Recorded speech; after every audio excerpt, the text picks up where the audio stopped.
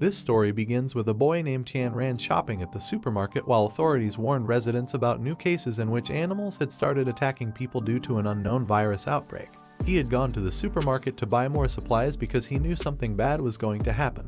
People were talking about how new diseases were claiming the lives of many residents. After buying the supplies, he loaded them into his van and headed home because he had to prepare dinner for his younger sister, Hanan.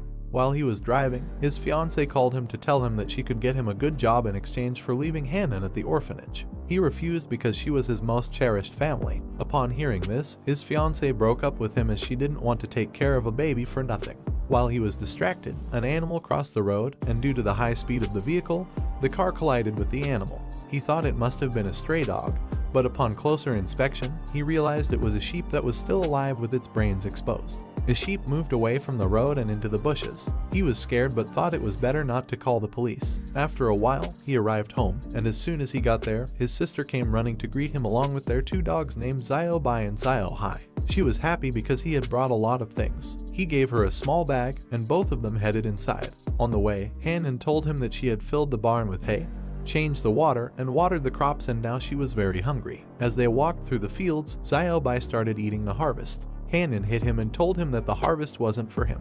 On the way, they passed by the barn, and one of the bulls that had already been infected by the virus began to look at them aggressively. While preparing the meal, the radio informed them that tonight there would be the most spectacular total solar eclipse of the century. While they were eating, the reporter started the countdown, and the sky began to darken, the light went out, and it became very cold. The dog started barking, so they both went out of the house and were shocked to see a snowstorm in the middle of summer. He told Hanan to stay in the house while he went to lock up the cows and sheep along with Xiao Hai. Both of them headed towards the barn, but on the way, the storm grew much stronger, and the sun was completely blocked by the moon, causing a bright light to appear in the sky. While he was amazed by the beauty of the eclipse, Xiao Hai sensed that something was wrong. He realized that the plants, the snowstorm, and the sun were very strange. Xiao Hai started barking to alert him that there was a mutant bull behind him. Thanks to the barking, he turned around and dodged the mutant bull's charge. He knew that he wouldn't stand a chance in hand-to-hand combat against the bull, so he fled to find his compound bow. While he searched, the bull attacked Xiao Hai. He grabbed his bow and aimed at the bull, and at that moment, a blue interface appeared to guide him. He was startled and quickly shot the 4 arrows he had at the mutant bull. Despite having 4 arrows in its head, the bull was still alive and ready to charge again. While he searched for more ammunition, a window appeared again, indicating that he had 0 arrows left. While he was distracted, the mutant bull seized the opportunity to charge at him. Xiao Hai approached him and began biting his pants, barking towards the house. He understood that if the cow had suddenly mutated, then Hanan was in danger. Inside the house, Xiao Bai had also mutated. She didn't know what was happening and tried to calm him down. But Xiao Bai became more aggressive and attempted to attack her. At that moment, Tian Ran appeared and gave Xiao Bai a strong kick. He quickly grabbed Hanan to take her to a safe place as there was a lot of danger outside.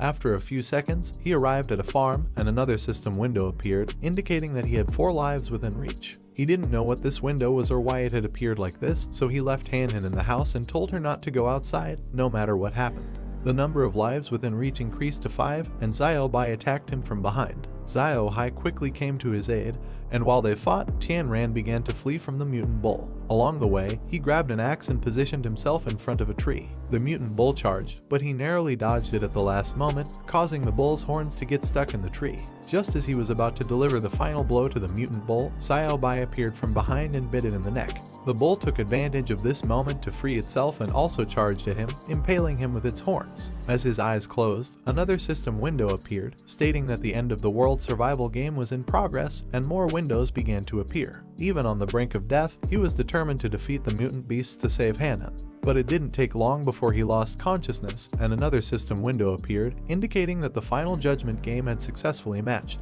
The apocalypse game loaded successfully, and he was chosen as the player. He possessed a poorly ranked level 1 mansion, so the system rewarded him with an ability called the Eye of Truth. To level up the fortress, he needed 8 million points. He woke up but didn't understand how he was alive. He remembered being impaled by the bull's horn, and while his clothes were torn, the wound was gone.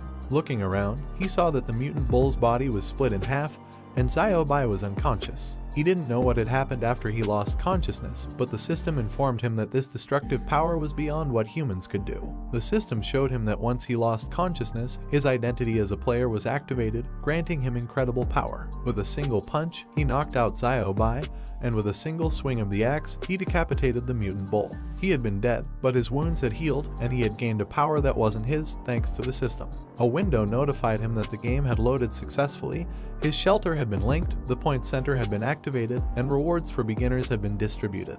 A lightning bolt implanted information directly into his brain, informing him that the first round of the wave of destruction had ended, and the second wave was only 0 days away. His shelter was his only fortress he could rely on.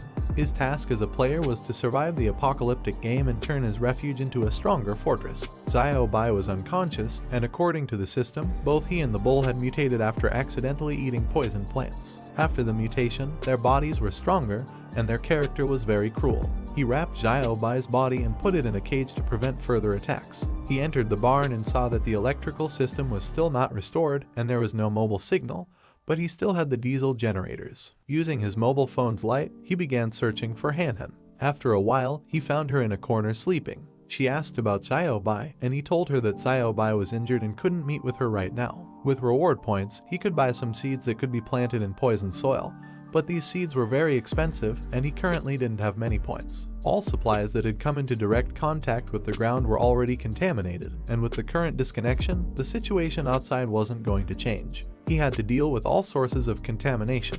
He went down to the basement of his house, started the diesel generator, took one of the guns, and placed a walkie-talkie beside Han before leaving the house to head to the city. Along the way, all the mutant animals began chasing him because they were attracted to him. Then an armed van arrived and scared away the animals with a turret before accelerating to stop his car. The soldier aimed the turret at him.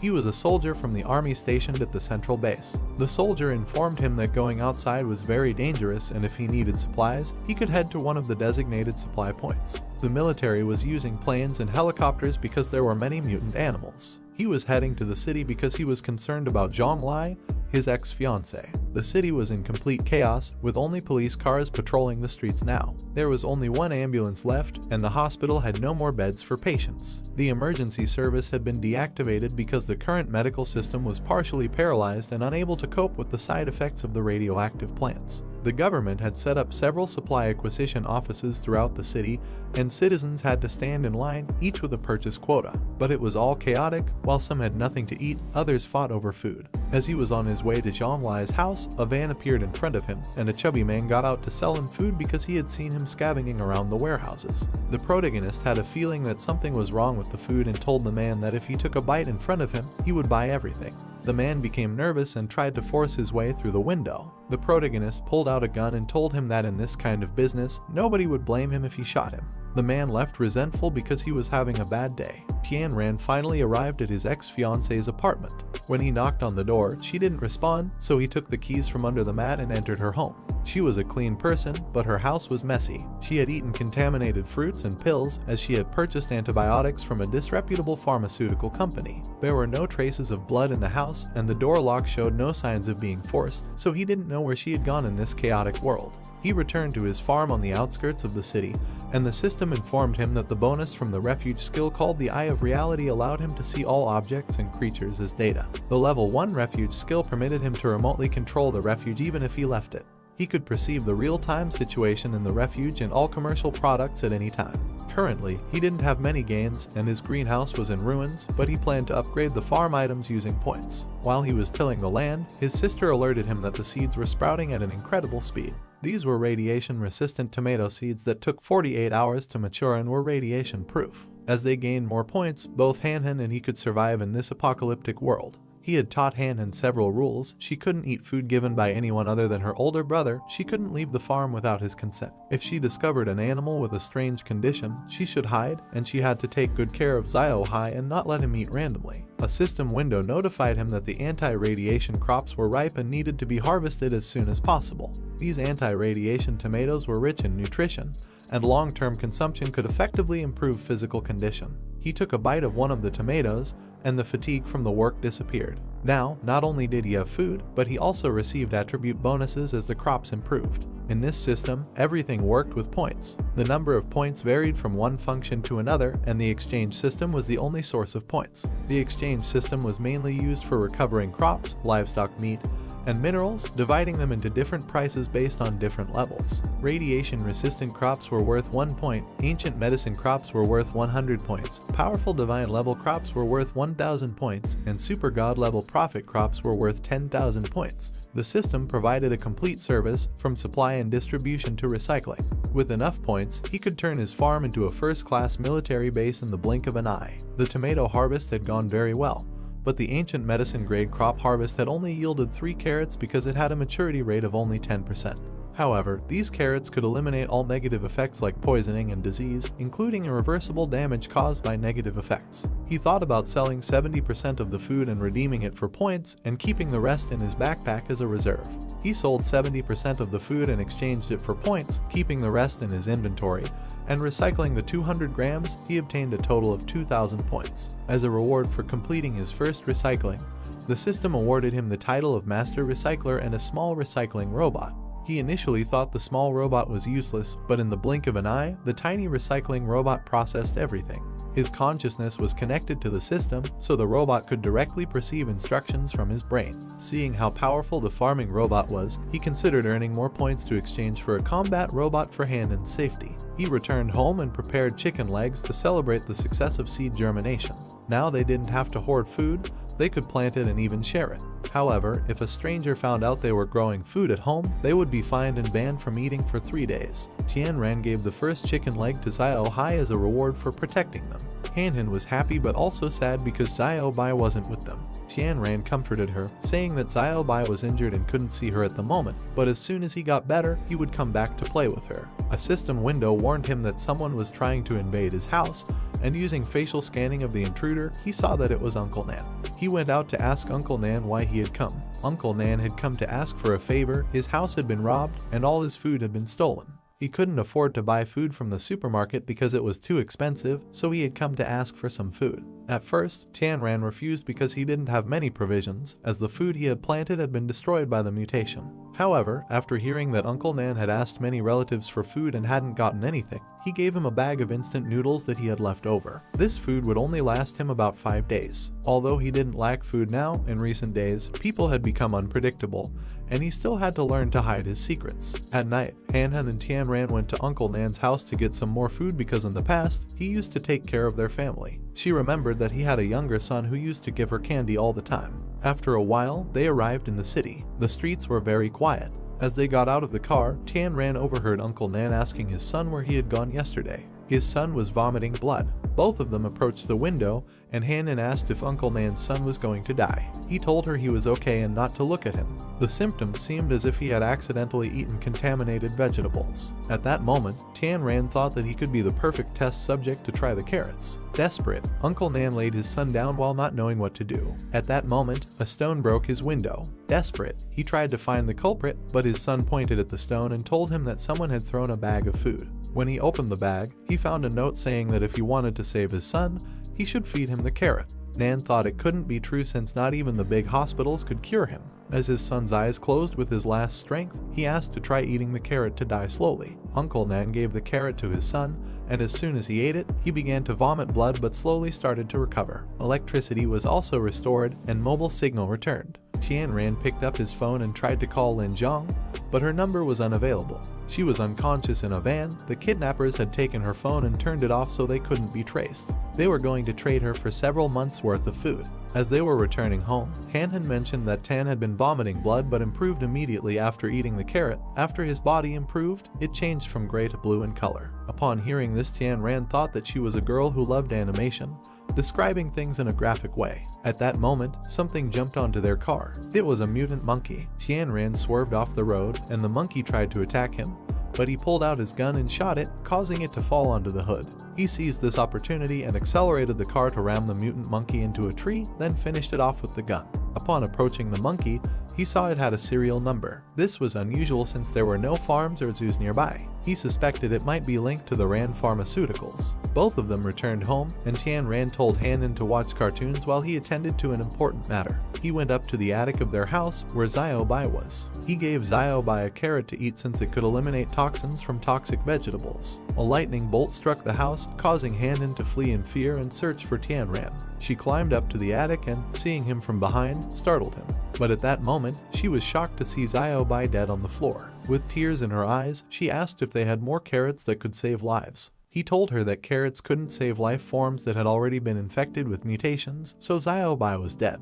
The next day, they burned Xiao Bai's body and buried him next to a tree. Han-in was deeply affected by the death of her dog and spent the entire day watching television. Meanwhile, Tian Ran went out to harvest the mature anti-radiation crops. In total, he harvested 500 kilograms of anti-radiation crops and 10 kilograms of ancient medicine. He sold all his crops and upgraded his dilapidated greenhouse to a level 2 greenhouse. The system warned him that his refuge's defense level was only at level 3, which could protect against small wild animals but posed a high risk. Therefore, it recommended that he build a defense system as soon as possible. Improving the security of the farm should be his top priority, as the current crop level was not very profitable in terms of point growth. Without hesitation, he upgraded the refuge's walls, installed wall-mounted electric grids, and bought a cruise radar. He was running low on points and needed to get some mechanical guards for Han-in. Currently, he didn't have enough points to buy them, so he decided to sell the grain from the storage, knowing that he could replenish it later if he ran out of points. With the points from selling the grain, he purchased a level 1 hummingbird and a level 2 bloodhound.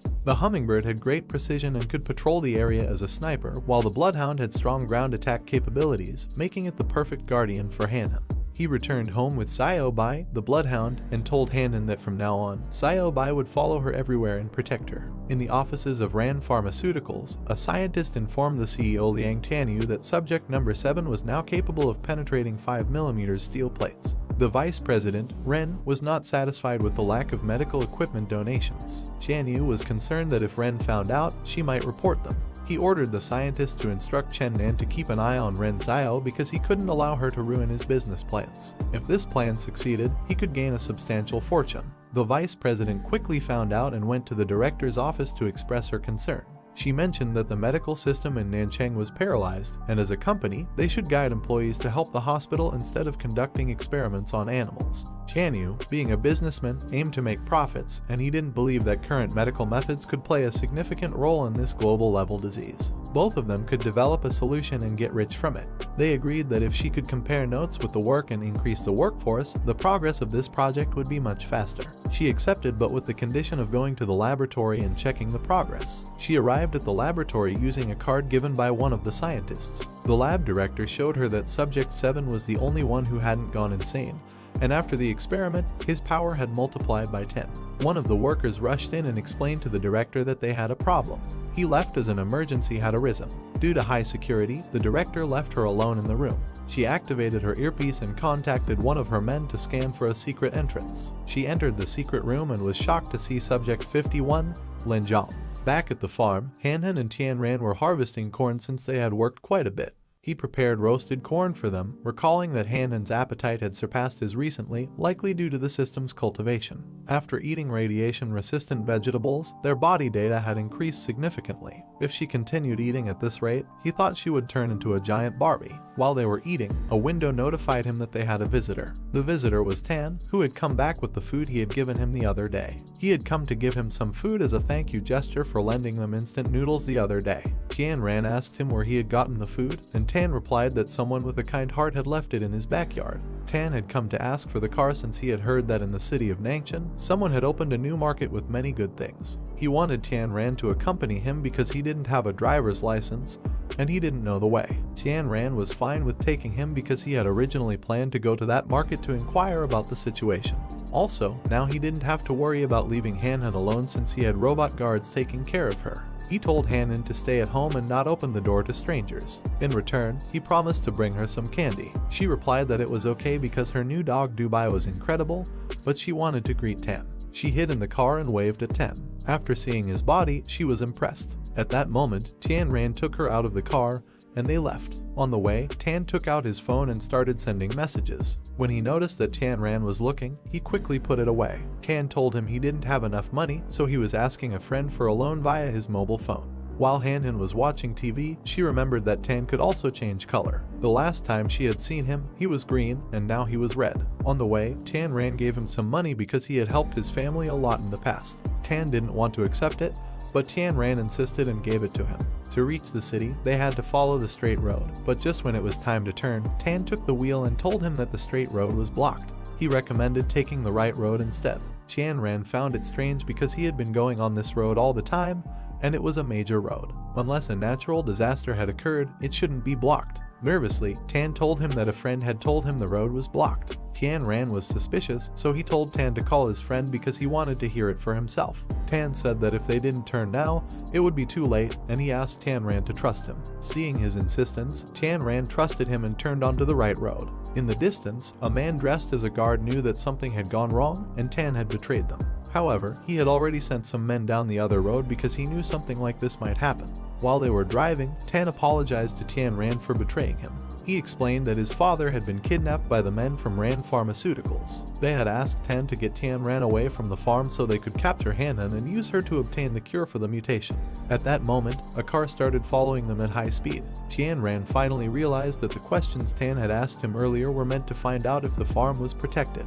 He planned to settle the score with Tan later, but for now, he just wanted to eliminate all the guards who had entered the farm. A few days ago, Tan was so hungry that he ate a contaminated apple that had come into contact with the ground. His father was thanking the gods because a bag of food had fallen from the sky and saved his life. He thought that if there really was a god, then this global catastrophe shouldn't have happened, and the bag that had fallen from the sky had been delivered by someone who didn't want to be identified. He left his house and went to a friend's house, asking Tan to check the surveillance cameras at his house under the pretext that someone had broken in and stolen from him. He entered his friend's house, accessed the computer, and saw a van parked near his house, and he knew whose it was. He quickly returned home and told his father that Tan Ran was the one who had saved him. He had planned to tell Ran Pharmaceuticals about the medication he had and that they were paying a lot of money for special medicines. He wanted them to be able to survive in this apocalyptic world because with just one bag of food, they wouldn't last long. His father slapped him and told him that if he did this, he would condemn Tan Ran and his little sister. After fleeing for several minutes, 2 cars blocked the road, so Tan Ran stopped the car and got out with Tan. Then a man named Nan got out of the car and told him that he knew he had the medication for radiation poisoning. He asked Tan Ran to form an alliance because they wanted the medicine to sell and make money. He gave him 2 options. The first was to cooperate with them, and together they would make money, and the second was to forcefully hand over the medicine. Tan Ran told him that he only had one medicine, and he had used it to cure Tan. Nan didn't believe this, so he took out his phone and ordered his men to enter the farm and force-feed his little sister a radioactive fruit. With a murderous look in his eyes, Tan Ran told them that he hated people who threatened him. He had planned to kill them all. Seeing that he had no intention of cooperating, Nan ordered his men to attack him and cut his tendons to let him die slowly. At the farm, Nan's men began to demolish the walls using an excavator. Furious, Tan Ran started to beat them up, and at the farm, Hanan was throwing explosive rocks. Thanks to the improved condition from consuming the super crops, they were no match for him. Over the past 7 days, he had only been eating the super crops, so his statistics were much better than those of an average adult. Not only had his strength and speed improved, but his bones were now much harder and nerve speed was much faster. He grew tired of using physical force and pulled out a gun to eliminate the guards, as he didn't consider them important. Nan managed to dodge the bullet and took cover behind a rock. At that moment, Tan Ran approached and opened his inventory to reload his gun, then he eliminated the last guard. At the farm, Hanan had taken care of all the intruders with the help of the robotic pets. She thought about hiding the bodies because if her brother found out she was a violent child, he might not like her anymore. Tan Ran eliminated everyone except Nen, whom he intended to torture for information. Nen revealed that General Tanu was in charge of everything and kept it a secret. Currently, only the guards knew about this matter. Recently, he had a disagreement with another vice president, and now he was trying to use his authority to elevate his position to a higher level to claim credit in front of the central office and expel the vice president from South City. The Rand Company had a monopoly in the South, but it remained only a subsidiary of a conglomerate. The vice president had a backer in the central office, and Tianyu didn't dare to take this matter to the central office because if the information leaked, his reputation would be ruined. Tian asked Nen to take him to Tianyu. He called Tianyu and told him that they had captured Tan Ran, but he only wanted to talk face to face and wanted to see Uncle Nan.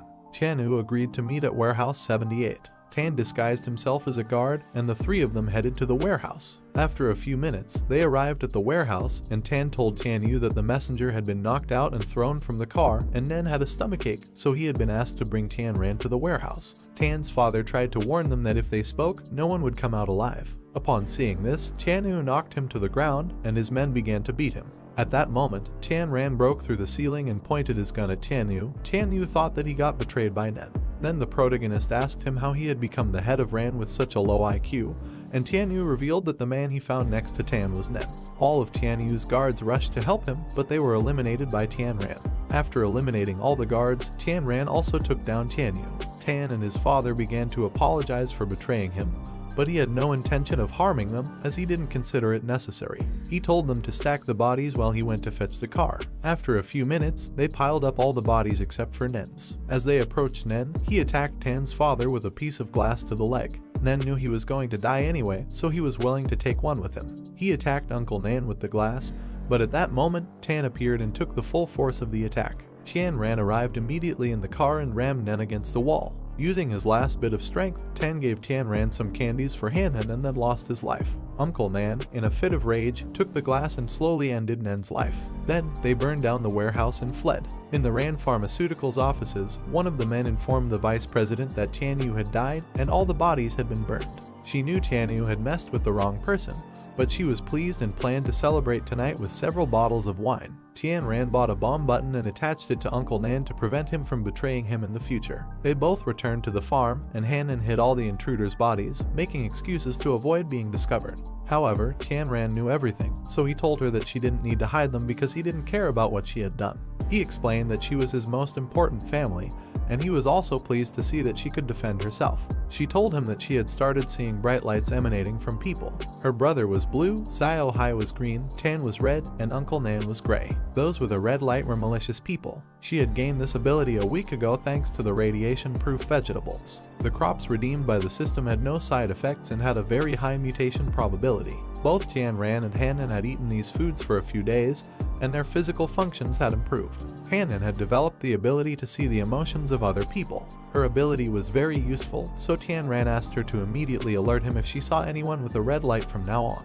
After this conversation, they went to eat, and Tianran revealed to Hanan that from now on, Uncle Nan would stay with them and help with their farming work. Uncle Nan told her that his son had gone elsewhere to atone for his sins, and she understood that anyone who had intimidated her brother wouldn't last long. Uncle Nan's hands were already stained with blood, and all he wanted was to avenge his son. To achieve this, he was willing to be Tianran's guardian. 15 days had passed since the cataclysm, and the death toll had risen to 43 million. The federal government was actively mobilizing food reserves, and soilless farming technology was being put into large-scale production. Bai Jingyun's father called him to inform him that Tianyu had died, and now the mutation process had accelerated. The military police headquarters had captured a level 5 mutated beast in the southern mountains. This was unusual because the highest level they had previously investigated was level 3, which was the result of Bai's artificial catalysis. In the deep mountains and old forests where there was no human intervention, radioactive vegetation was abundant. Even the lowest level species that cannibalized each other had accelerated the intensity of mutation. Due to this, existing human technology was vulnerable to an unknown natural evolution.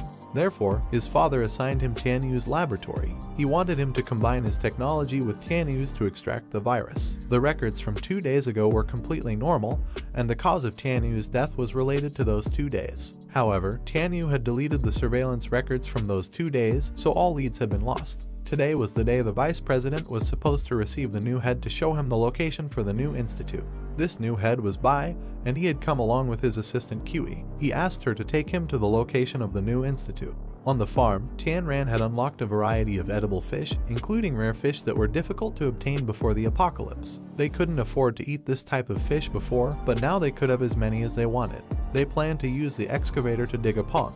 First, they marked the land with a line, and Uncle Nan asked how old Xiao Hai was because he had grown much bigger than before. This was strange because he was an adult and couldn't keep growing. Tianran realized that Xiao Hai had grown thanks to the radiation-proof crops. A notification warned him of 3 visitors with a threat level of 8. The visitors were the vice president, Bai, and his assistant Kiwi. They had come because Bai liked the location of the farm, and it was very large. After a few minutes, Tianran arrived. Bai asked him to open the door because they needed to discuss an important matter. He refused, saying he was busy. The general manager of the Ran company said she had come to buy his farm. She didn't care about the price, whether it was supplies or a house in the city center. Tian Ran refused because he liked living on the farm and had no intention of selling it, even for a mountain of gold. Huey got angry and banged on the door. The security system activated, but Tian Ran told it not to attack. At that moment, Bai approached and slapped him, telling him not to act this way without permission. Seeing this, Tian Ran asked Huey to come closer and then punched him because he had hit his door, and now they were even. He asked them to leave if they had no other business to discuss. Upon seeing that he was not willing to sell the farm, Bai apologized for the intrusion and gave him his phone number in case he changed his mind. After this, the three of them left, and Tian Ran did not expect the people from Ran Pharmaceuticals to find his farm so quickly. The visit might have been to assess the situation or just a coincidence, so to clarify his doubts, he ordered the hummingbird robot to follow them.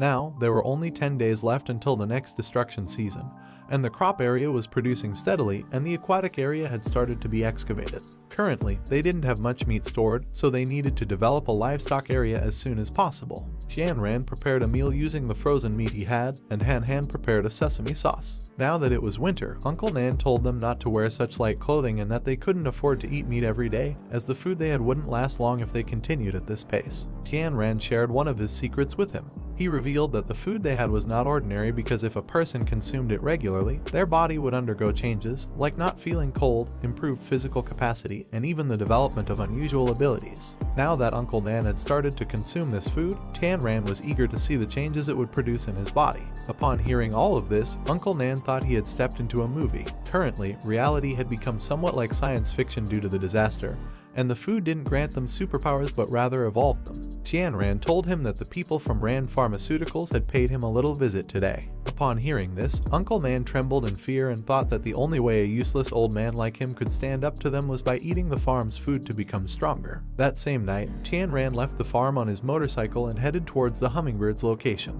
Ren took Bai to her villa and told them that tomorrow she would find them a new home.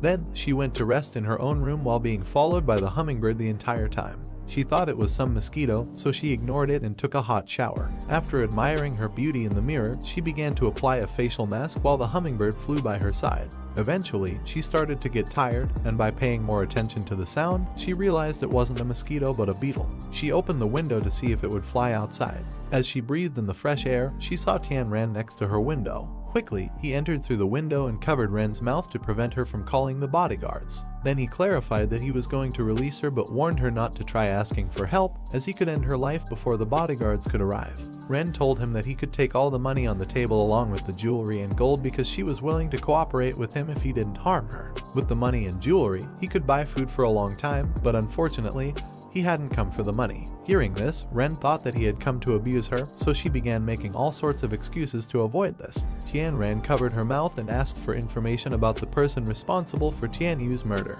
Despite all of Tian Yu's informants being dead, she didn't know where he had come from, so she asked if he was one of Tian Yu's men.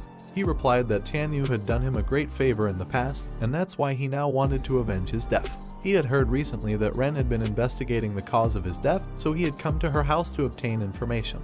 Ren told him that both she and the police had investigated his death but couldn't determine who the killer was. Upon hearing this, Tian Ran tried to blame her, as after Tian Yu's death, she had taken his place. She defended herself by saying he had no evidence to blame her. She also told him that Tian Yu had made many enemies lately, so it wasn't surprising that someone had taken his life in revenge. Currently, she had no suspects because Tian Yu had destroyed all the documents and surveillance recordings related to recent conspiracies, so without a lead, it was impossible to determine the suspect. As they talked, Tian Ran began to hear footsteps, so he quickly knocked out Ren. The footsteps were from the housekeeper and Kiwi, who started forcing the door. After several seconds, they broke the door and entered the room, but to their surprise, Tian Ran had managed to escape through the window in time. He climbed down from the window without making a sound, but still ran into Bai. Tian Ran was surprised to see that he had been discovered despite leaving no trace. Bai told him that he knew of his presence thanks to Ren's window gravity detector. He knew that the culprit would jump out of the window after being discovered to avoid a direct confrontation. While Bai was distracted, Tian Ran took the opportunity to attack him using his fist, but to his surprise, Bai blocked the attack with his knee. The arm bones couldn't compare to those of the knee, and according to Bai's calculations, Tian Ran's arms should have been broken due to the direct impact of 700 kilograms, but despite this, he showed no signs of injury. He was confused, so he asked for an explanation. Upon seeing that Bai had managed to block the attack, he quickly realized that Bai knew how to fight. Despite his now enhanced physical abilities surpassing those of an ordinary person, he couldn't fight against Bai because he was running out of time. So, he told Bai that he didn't have time this time, but the next time they met, he was going to beat him up. Bai quickly attempted to attack him because he didn't want to let him escape, but to his surprise, Tian Ran threw dust in Bai's eyes, leaving him without vision. Taking advantage of Bai's disorientation, Tian Ran made his escape. After several seconds, the bodyguards arrived in the garden. Bai realized that he was a very intelligent man and his physical condition was perfect. The bodyguards helped Bai to his feet and he told them not to pursue him as he was very fast. After washing his eyes, Bai went to Ren's room to check on her condition. Then, he prescribed some medication and instructed the maid not to call the police as they had no evidence. At that moment, one of the bodyguards entered the room and informed him that the thief had stolen his hard drive. Using his motorcycle, Tian Ran left the villa and went home. Upon arriving at home, he turned on his laptop, disconnected from the internet, and connected the hard drive. The folder containing the hard drive was labeled Experiment Notes, and it was not a confidential file from Rand Pharmaceuticals. According to the report, although many living beings had died, Bai still firmly believed that radioactive food caused changes in the body. In his view, the beings that had died had taken the wrong path in their evolution, and that's why they had died midway. He firmly believed that he could find the right path and was willing to sacrifice human lives to achieve this goal. If he achieved this objective, he could lead humanity towards a new civilization in the wake of this disaster, and humans could compare themselves to gods, with their lives extending up to 300 years. Bai attempted to trace any signal from the hard drive but was unsuccessful. To ease Qi's worries, he told him that the hard drive wasn't of great importance to him as it only contained some old data. However, Bai knew that if someone were to read the reports, people would discover the true reason he had come to Nanchang. According to Qi, everything seemed very strange since they had just arrived in Nanchang and had already been attacked. He asked Bai if it could be the work of person number 7. Bai told him that if number 7 had wanted to harm them, he wouldn't have sent a rookie, and the person who had stolen the hard drive had great physical abilities, but his skills were those of a novice. After reading the reports, Tian Ran realized that Bai shared the same thoughts as him, and he immediately realized that experiments on humans had already begun. The next day in the courtyard, animals of level 1 began to appear, and upon seeing the animals, Han Han asked Tian Ran where they had come from. Tian Ran thought it was complicated for Han Han to understand the system, so he told her that he had a magical pocket from which he could take out anything. Han Han instantly understood this, and upon seeing it, Tian Ran told her that this was a secret and no one else should know about it except her. In the meantime, she started to paint a rabbit, and upon seeing this, Tian Ran got upset and told her not to play with food. She didn't consider them food because they were very adorable. Upon hearing this, Tian Ran began to name her favorite foods and told her not to get attached to food as loss could be painful. Han Han listened to him and returned the rabbit, and at that moment, a system window appeared to inform him that the farming area had produced a rare product called Autonomous. He headed to the cornfield and found the albino corn, which was an extremely rare mutant product with a 1 in 100,000 chance of appearing. Consuming this corn put a person in a state of fury, and their strength, speed, and reflexes increased tenfold for 20 seconds. This corn was just like Popeye's spinach, and Tian Ran began to look for more as he wanted to find more rare crops. After searching for a while, he found nothing, as this type of rare item was very hard to obtain. To increase the probability of obtaining more rare items, Tian Ran initially considered increasing the planting density by 50%. But then he thought it was better not to do so, as it would reduce the quality and yield of the crops, making the seedlings weak. So his best option was to continue working honestly. Meanwhile, Ren finally recovered, and upon thinking about what had happened, she became furious and was determined to catch the culprit and give him a punishment. If she wanted to discover the culprit's identity, she couldn't use conventional means, but luckily, she found a strand of Tian Ran's hair that had stuck to her clothing. She went down to the living room where Bai was sipping tea, and she thanked him because the massage technique he had taught her had worked, and she no longer felt any pain. She also told him that she had chosen a new location for his laboratory near the farm they had visited, as it was a peaceful and isolated place. Bai thanked her but knew she had come to ask for something more. She wanted Bai to help her find a person in Nanchang who had the same DNA as the hair sample she had. According to Bai, using a hair to find a person was like searching for a needle in a haystack because it would take a lot of time and resources to collect hair from all the citizens of Nanchang. Bai asked her if that person was very important to her, and she replied that the person wasn't very important, but she just wanted to find the bandit who had attacked her. Upon hearing this, Bai said it wasn't difficult and he was willing to help her catch the culprit. The next day, Bai went to the experiment room and the scientists injected a 10% dilution reagent into an experimental subject. The muscle fibers of the experimental subject began to thicken, and cellular activity increased thousands of times. The system started collecting data from the subject, and little by little, the experimental subject began to change. The first change occurred when his corneas multiplied and then his eyes. The system informed Bai that this was a compound eye and also that the test subject's genes had been contaminated by other organisms. The body of the experimental subject began to mutate and suddenly grow, causing him to lose total control of his body, leading him to madness. Due to the enormous strength that the test subject had, he broke free from the chains. Gradually, the experimental subject started to become even more insane and began hitting the glass in the room where Bai was observing the experiment. The system informed him that the V-shaped virus was a complete failure. Then, the experimental subject started hitting the protective glass of the experiment room. Several seconds later, it shattered into pieces. The subject of experiments began to slowly approach the room where Bai was, but at that moment, he gave the order to the system to destroy the subject of experiments, causing the system to use some chemicals and make the body of the subject explode into pieces. In a mansion in the city, where a private party was taking place with very important businessmen from the city. Among the guests present at the party were 3 children talking. One of the children asked his friend named Jingming why he had left his little brother alone. Jingming replied that he didn't consider him his brother because he was useless. Young Ming's brother was Bai, who was alone and leaning against a pillar. The 2 children, upon seeing that Jingming didn't consider him his brother, decided to mock him. They grabbed him by the head and started drowning him in the mansion's fountain. While they were drowning him, they began mocking him, calling him a coward. At that moment, Jingming appeared and asked them to be careful not to leave a mark on him, since even though he was useless, he still belonged to the family, and as a member of the family, he had to live up to his parents' expectations. The children pulled Bai out of the water and reassured him not to worry. With water in his eyes and mouth, Bai looked at Jingming and asked him to let him go, addressing him as his brother. Upon hearing the word brother, Jingming became furious and ordered the 2 boys to drown him again. Bai woke up in the middle of the night and started begging his brother not to hit him, realizing that it had all been a dream. He calmed down and then, while looking at the cooling tank containing the V virus, he thought that the virus was becoming more stable every time, which meant that soon he could create the perfect mutant to defeat his older brother. At the same time, the newsman informed all viewers that today was the 19th day since the appearance of the V virus. He also revealed to everyone about the discovery of 100 mutated cattle corpses in Nanchai City. While Han Han watched these news with Xiao Hai, Tian Ran caught her attention and asked why she was watching news instead of cartoons and when did she start doing it. Han Han replied that her brother always treated her like a little girl. She also explained that now she was paying attention to the catastrophe as she couldn't hide behind her older brother forever. Upon hearing this, Tian Ran was slightly surprised and praised her by saying that Han Han could perceive people's bad thoughts, which was already helping her older brother. Han Han hugged Xiao Hai and explained that she wanted to grow up quickly to help her older brother even more. She also added that Xiao Hai was becoming stronger every day, so she no longer had to worry about becoming strong herself. Tian Ran thought to himself that after observing this period of time, Xiao Hai showed no tendency to become violent, and he concluded that the change in body shape was due to the evolution of radiation protection and agriculture.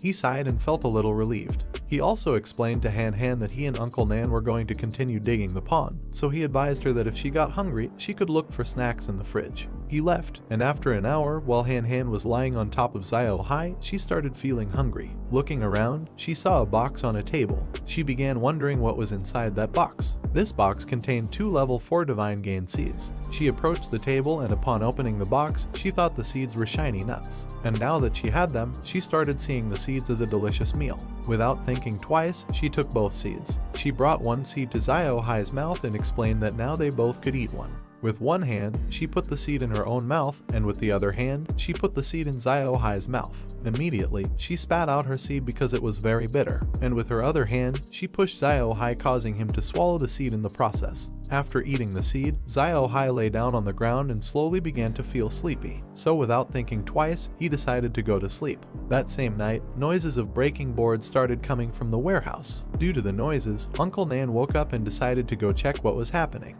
When he turned on the flashlight, he saw a trail of blood on the floor. Following the trail of blood, he saw that there was a mutant animal hiding in a corner. Upon seeing the light, the animal looked at Uncle Nan with a murderous gaze. He got scared and started wondering what had happened and how a mutant animal had entered the farm. What he didn't know is that this animal was Xiao Hai, who quickly jumped up and tried to attack. Uncle Nan managed to react in time and dodged the attack at the last second, causing Xiao Hai's body to collide with the wall. His flashlight fell to the ground, and when Uncle Nan tried to pick it up, he realized that the mutant creature was a black dog. Upon seeing this, he began to wonder if it was Xiao Hai, who now was much bigger and had gone mad, had red eyes, large sharp fangs, and claws as sharp as a knife. Xiao Hai started staring at Uncle Nan, making him feel scared. He quickly realized that Xiao Hai had mutated into something like a wolf. At first, he wondered if it was a mutation, but then he thought it couldn't be because he was different from ordinary mutant beasts. Seeing that he showed signs of no attacking again, he decided to calm him down. He extended his hand and explained that he was Uncle Nan.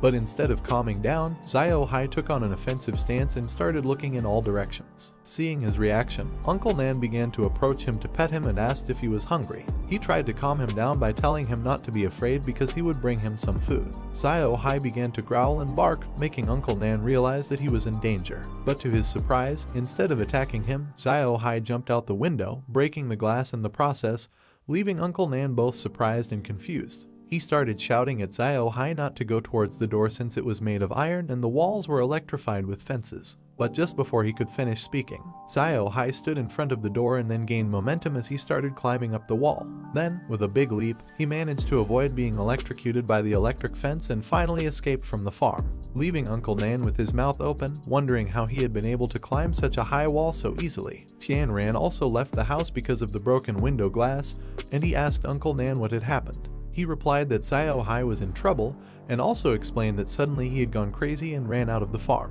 Uncle Nan also asked Tian Ran why Xiao Hai had suddenly gone crazy and why he looked different from ordinary mutant beasts. He also added that even in that mutant form, Xiao Hai was still able to recognize him, leaving Tian Ran surprised. Han Han also came out of the house and explained that Xiao Hai had left because when she woke up, she saw that he wasn't by her side. Tian Ran reassured her not to worry and also explained that Xiao Hai had gotten bored of being at home for so long, so he would return after taking a short walk.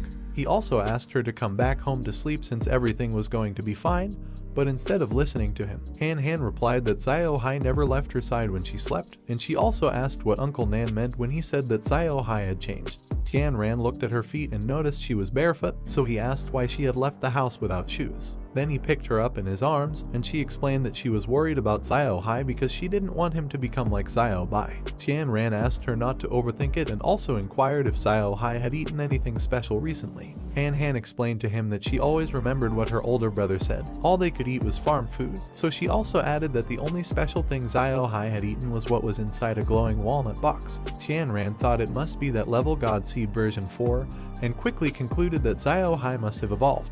He also began to question why he had gone crazy. He called the system and asked if eating agricultural seeds version 4 had any side effects that caused organisms to lose control of their bodies. But unfortunately for him, the system did not respond to him. He told Han Han that he would go and also promised her that he would bring Xiao Hai back, so he asked her to be good and go back to bed with Uncle Nan. Han Han started crying and asked Tian Ran if he was really going to bring Xiao Hai back. Upon hearing this, he reassured her by saying not to worry because he was going to take care of bringing Xiao Hai back since it was part of the family. At the same time, while Xiao Hai was running through the forest near the farm, he began to think that it was very hot and also that he had a strong desire for fresh meat. Xiao Hai couldn't control his animal instincts and wanted to bite the throat of every living being, but he still decided to restrain himself since he couldn't harm humans. Because if he did, then he could never return to his little master. While running through the forest, a person with a white hood belonging to a cult saw him running through the woods and quickly realized that it was a holy beast. The man smiled and thought that this must really be the sacred beast of the oracle, which meant that if he managed to capture it, then his god would be very pleased. At the same time, Tian Ran left the farm on his motorcycle, and his security guards informed him that Xiao Hai was not in the area. Upon hearing this, he began to question why Xiao Hai was not in this area. He thought that he had to find him quickly because if the military police discovered him, then Xiao Hai would be eliminated. At that moment, someone caught his attention. It was an elderly woman wearing a hood who belonged to the same cult as the man before. She approached Tian Ran and asked if he was looking for a black wolf dog. Tian Ran looked at the old woman and started wondering what she was doing here. Then he asked her in which direction the dog had run. With a smile, the old woman asked Tian Ran if he knew the truth about this disaster. Tian Ran ignored her words and only asked the old woman to tell him in which direction his dog had escaped. He also added that he wasn't interested in knowing anything else. Upon hearing this, the old woman explained that all of this was due to people having done too many bad things and angering the gods. As punishment, the gods had sent this disaster. She also added that this disaster would not stop until all human beings were destroyed. She told Tian Ran that if he wanted to save himself, then he must join the self-help society and repent devoutly before God to have a chance of surviving. Tian Ran began to wonder what kind of new missionary scam this was. He felt curious, so he asked the old woman if there were any conditions to join the self-help society. With a smile and a sinister aura, the old woman replied that the Rescue Association was for all living beings and also had a hierarchical membership system. Different levels required different membership fees. She explained that the fee ranged from 300 to 300,000. The higher the fee, the higher the level would be, and the closer one could be to God. And with higher levels, salvation probabilities would increase. As the old woman knew that Tian Ran was the owner of the holy beast, she told him that in order to join the society, he only had to bring the holy beast. Tian mocked the old woman by telling her that if she had so much free time, then she should learn more about brainwashing and deception before using them to deceive people. Inside, he began to wonder if the old woman was referring to Xiao Hai as the holy beast. The old woman got angry and asked Tian Ran if he was disrespecting God. Instead of wasting any more time, he started his motorcycle and apologized to the old woman since she had arrived a little late to the party and he no longer had time to play with her. He also asked her if salvation was through piety, so while he was riding away from her on the motorcycle, he explained to her that the only thing that would save him in this world was himself. While the old woman watched Tian Ran ride away on the motorcycle, she thought to herself that those who did not believe in God were going to fall into hell forever. The next day, while Tian Ran was smoking a cigarette next to his truck, he heard a sound coming from some bushes nearby. As he approached the bushes, he saw a wolf cub next to its mother's corpse. He thought it had been hit by a car while crossing the road. Upon closer inspection, he noticed that the wolf was dead and her little cub was trying to nurse some milk as it was very hungry. Tian Ran sat down and picked up the still alive puppy. He realized that the mother wolf had been dead for several days. He thought that the puppy was very tenacious. He picked up the puppy with both hands and felt identified with it since they had both lost their parents. The puppy started to fall asleep and Tian Ran decided to take him home with him. At the same time, Xiao Hai arrived at a residential area and attacked a guard by biting his leg. This guard was not alone as he had two companions who were very close to him with weapons to save him from Xiao Hai's attack. One of the guards asked his friend to hold on a little longer. The guard went to the laboratory and after several minutes, Bai came out of his lab and asked them how a mutated beast could have entered the area. One of the guards explained that Xiao Wu became addicted to smoking and went to the forest to smoke and threw his cigarette butt at the beast, causing it to become violent and start hurting people. Bai began questioning how dare the beast cause such a disaster. The guard also explained that the beast was hidden in the grass, which is why Xiao Wu didn't see it. He also informed him that they had already contacted military police to take care of the beast. Bai quickly turned to the guard and asked if the mutant beast was really hidden in the grass, to which the guard responded affirmatively. Upon hearing this, Bai thought that low-level mutant beasts simply roamed following the body heat of living creatures without reason. So he realized that this beast must be a high-level mutant beast. Furthermore, he noticed that it had only bitten the guard's leg instead of killing him. Therefore, he quickly concluded that this beast knew the danger of weapons and was trying to use the guard's safety as a means to stop them.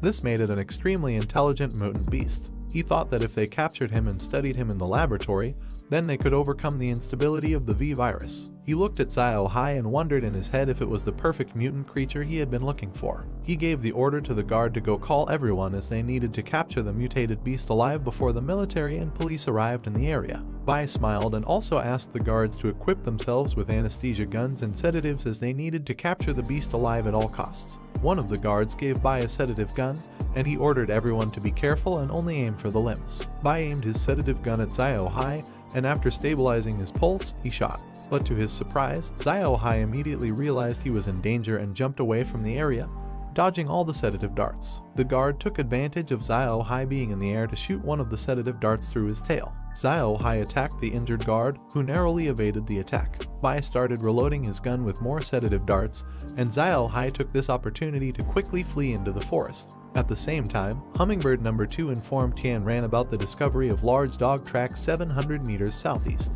He quickly turned his motorcycle and headed southeast. Once he arrived at the area, he got off the motorcycle and saw giant dog tracks on the ground with bloodstains that were still fresh. It didn't take him long to realize that the tracks belonged to Xiao Hai. He began to wonder what had happened and how Xiao Hai had been injured so severely. At the same time, Bai and the guards began to follow Xiao Hai in the off-road vehicles. Seeing Xiao Hai's incredible speed, Bai leaned out of the car window and thought that no mutated beast could move at such a fast pace. He couldn't help but smile as it became more and more exciting. Xiao Hai was leaving behind muscular lines as he ran, making him look like a beautiful creature. Upon seeing this, Bai felt the duty to catch him at all costs. At the same time that Xiao Hai was fleeing through the forest, the robotic hummingbird started sending signals back to Tian Ran to inform him that they had found their target. He stopped the motorcycle and thanks to the cameras of the robotic hummingbirds, he saw how Xiao Hai was being chased by an SUV. He asked the robotic hummingbirds to zoom in on the image, and thanks to this, he could see two armed individuals inside the SUV. He ordered the robotic hummingbirds to get closer as he wanted to see the faces of the pursuers. Once the robotic hummingbirds approached the SUV, Tian Ran was able to see Bai. As soon as he saw him, he recognized him and realized that once again it was the technology fanatic. Many questions came to his mind. He began to wonder why he was chasing Xiao Hai, and quickly came to the conclusion that he wanted to catch him in order to investigate him. He opened the system's inventory and asked it to take out the albino corn. After several seconds, the system handed him an albino corn. While he was looking at the albino corn, his goal became not letting Bai get close to Xiao Hai. While Bai and the guards were following Xiao Hai, one of the shots fired by the guards hit near Xiao Hai. The guards shot again, but Xiao Hai dodged them all by taking small zigzag jumps. Bai gave the order to guards number 1 and number 2 to surround the mutant beast from both sides, as he planned to lead it to the old factory ahead. The guards received the order and separated from Bai, starting to surround Xiao Hai. He quickly noticed their intentions. Xiao Hai made a big jump and using a tree trunk for momentum, managed to land on the roof of one of the SUVs. He then started hitting the roof and grabbed the guard's arm through the window. Seeing this, the other guard informed Bai that car number 2 had fallen. The guard drove the SUV towards the car where Xiao Hai was and began shooting. Just before the bullets could hit Xiao Hai, a hand engulfed in white flames appeared and stopped the bullets with its fingers. The hand threw the flame-coated bullets towards the other guard. The hand belonged to Tian Ryan, who had eaten albino corn that had driven him into a state of madness. He currently had 26 seconds left before the effect wore off. Bai stopped his car and got out to see what was happening. He was surprised and started wondering what the white light was. Xiao Hai looked towards the white light and realized it was his owner. Tian Ran prepared to attack as he only had 20 seconds left before the effect of the corn wine wore off. With a leap, he jumped out of the car and in the blink of an eye knocked out the 3 guards. Now he only had 12 seconds left before it ended. Bai got scared and shot towards the white light wondering what that thing was. Just when there were 5 seconds left, Tian Ran appeared in front of Bai and punched him hard in the jaw, making him bleed. Now with only 2 seconds left, he quickly moved away from Bai. He realized that this effect also had its side effects. Bai, who had his face covered in blood, got up using his last strength and thought that luckily he had been able to block the attack because otherwise his life would have been in danger. He aimed at Tian Ran with his gun and decided to eliminate him as soon as possible since he was too dangerous. At that moment, Xiao Hai started jumping, and just before Bai could pull the trigger of the gun, Xiao Hai appeared and gave him a strong bite on the throat. But despite this, Bai didn't release the trigger and managed to shoot a bullet towards Tian Ran, causing it to hit his shoulder. Seeing this, Xiao Hai bit even harder. Several hours later, Tian Ran opened his eyes and the first thing he saw were Xiao Hai's sharp teeth. He was on top of Xiao Hai who was carrying him. He caught Xiao Hai's attention and when he turned around, he dropped Tian Ran to the ground, leaving him confused. Then Xiao Hai fell to the ground unconscious. With his last bit of strength, Tian Ran got up and while covering his bullet wound with one hand, asked Xiao Hai if he was okay. Xiao Hai's body started growing, leaving him shocked. Quickly, he called out to the system and asked what was happening. But to his bad luck, the system did not respond to him. Inside Xiao Hai's body, his DNA began to change because he had someone else's red blood cells in his body. These red blood cells belonged to Bai, whom Xiao Hai had bitten on the neck. Gradually, his DNA started changing thanks to the divine level seed. On the outside of his body, a white silk began wrapping around his body, leaving Tian Ran confused. Little by little, the silk covered Xiao Hai's entire body until it formed a cocoon. Upon seeing the cocoon, Tian Ran finally realized what was happening. At the same time, in an emergency room where the patient's vital signs were very low, the doctors informed his friends that things were very bad at this moment since he had been severely hit in the face His pituitary gland had received an electric shock and his brain had sunk. The patient was by, and the doctors also added that the neck wound was fatal and it was a miracle that he was alive now. The doctor apologized to Ren, explaining that they had done their best but the opponent was really complicated. Ren asked the doctor to stop giving explanations, and then added that the duty of the guards was to protect with their lives the safety of Investigator Bai, who was now lying in the hospital bed with his uncertain life or death. The doctor apologized again to Ren and explained that at that moment, Investigator Bai was so eager to catch the beast that he took the advance team and left first. When they arrived at the scene, the advance team suffered great losses and only Hui survived. Ren decided that she had heard enough excuses, so she asked the doctor if anyone had seen what the attacker looked like. The doctor revealed to her that the attacker was a person enveloped in a white light and very fast. Ren turned to the doctor and asked him that if he was going to make up a story, then he should come up with a decent one before deceiving people. The doctor apologized, crouched down, and told her that he was telling the truth. Upon hearing this, Ren got angry and explained to them that she hadn't paid a lot of money to see doctors playing ball. While they were talking,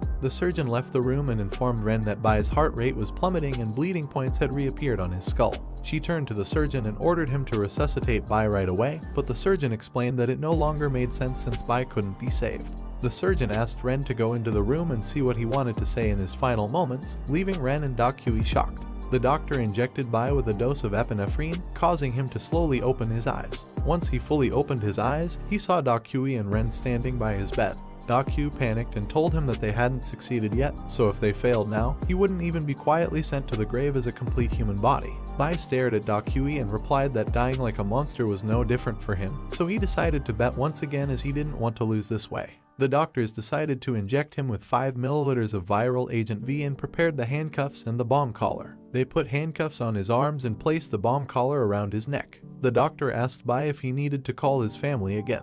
Bai responded that it wasn't necessary since they were just people who shared the same blood, and that was no longer his home.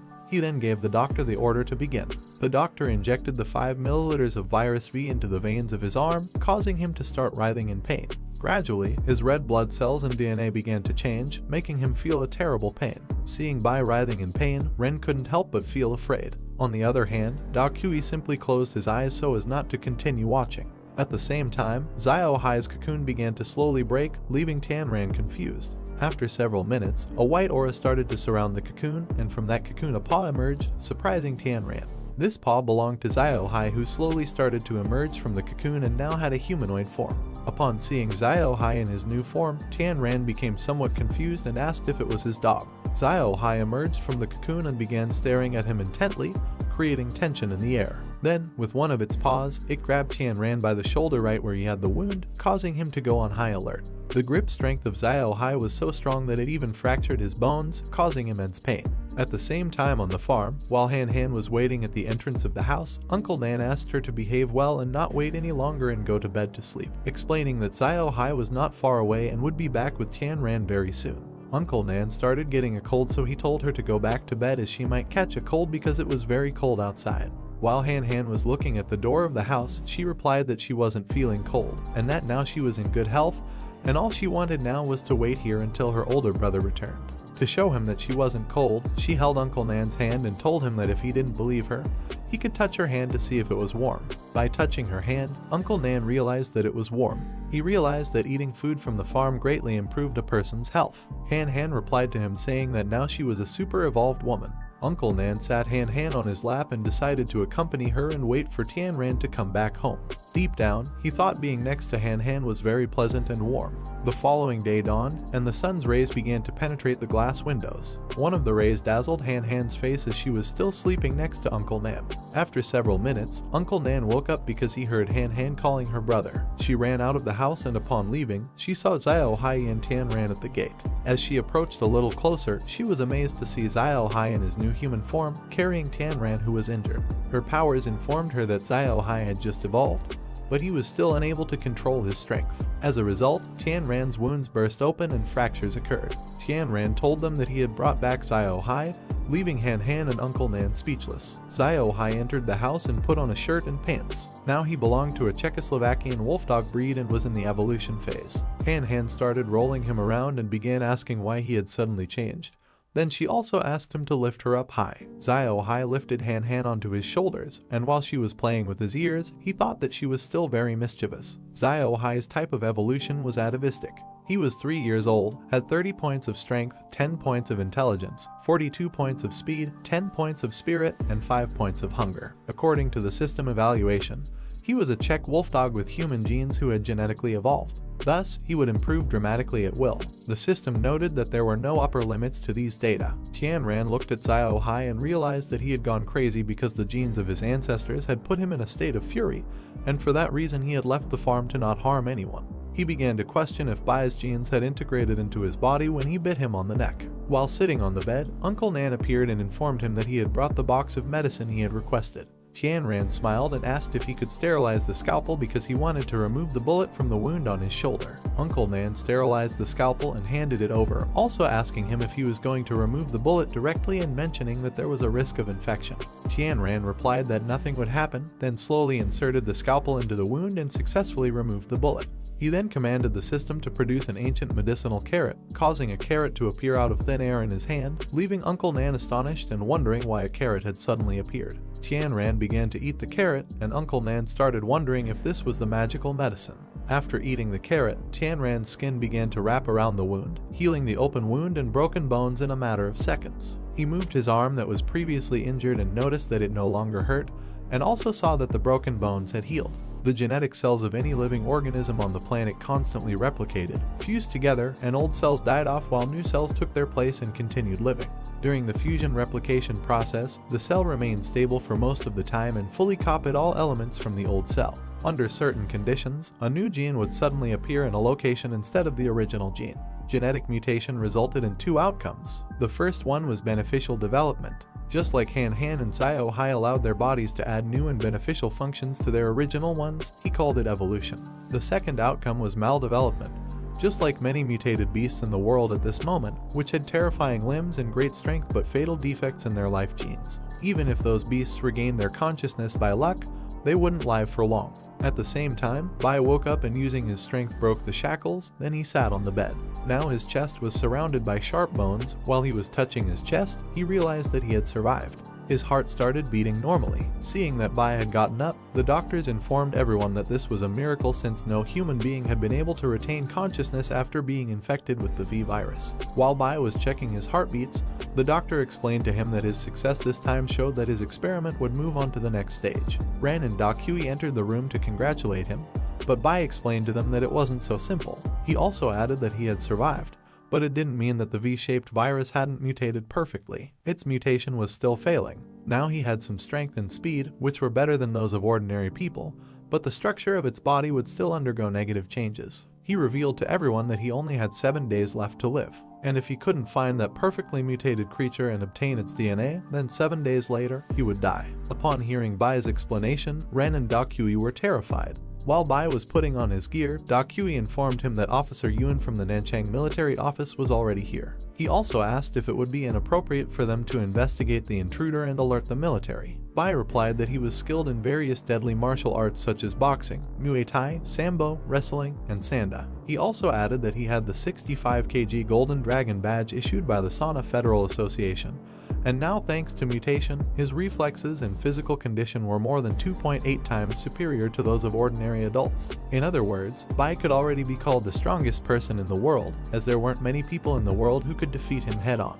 He also explained that the person who had attacked him, in other words, couldn't be considered human at all since his power source was the same as that of the perfect mutant wolf dog. While looking at the ground, he thought that the perfect mutations of the man who had attacked him came from the same power source, which explained why the man had come to rescue the wolf dog. Bai revealed to Hui that the man's actions reminded him of a specific person. Upon hearing this, Hui asked if he suspected that those 2 people were identical. He added that the results of their investigation ultimately proved just the opposite. Bai stood up and explained that he himself had his own senses of caution, and the virus in the form of V had not yet allowed him to reach the state of evolution. But if that information could help him find the perfect mutant, then he could still afford the consequences. Both left Bai's room and headed towards the exit. Along the way, Bai explained that he didn't have much time left. Upon reaching the exit, they came across a woman who was looking at the door. Bai addressed her as Officer Yuan. Upon hearing Bai's voice, she turned around, and he apologized to her for making her wait.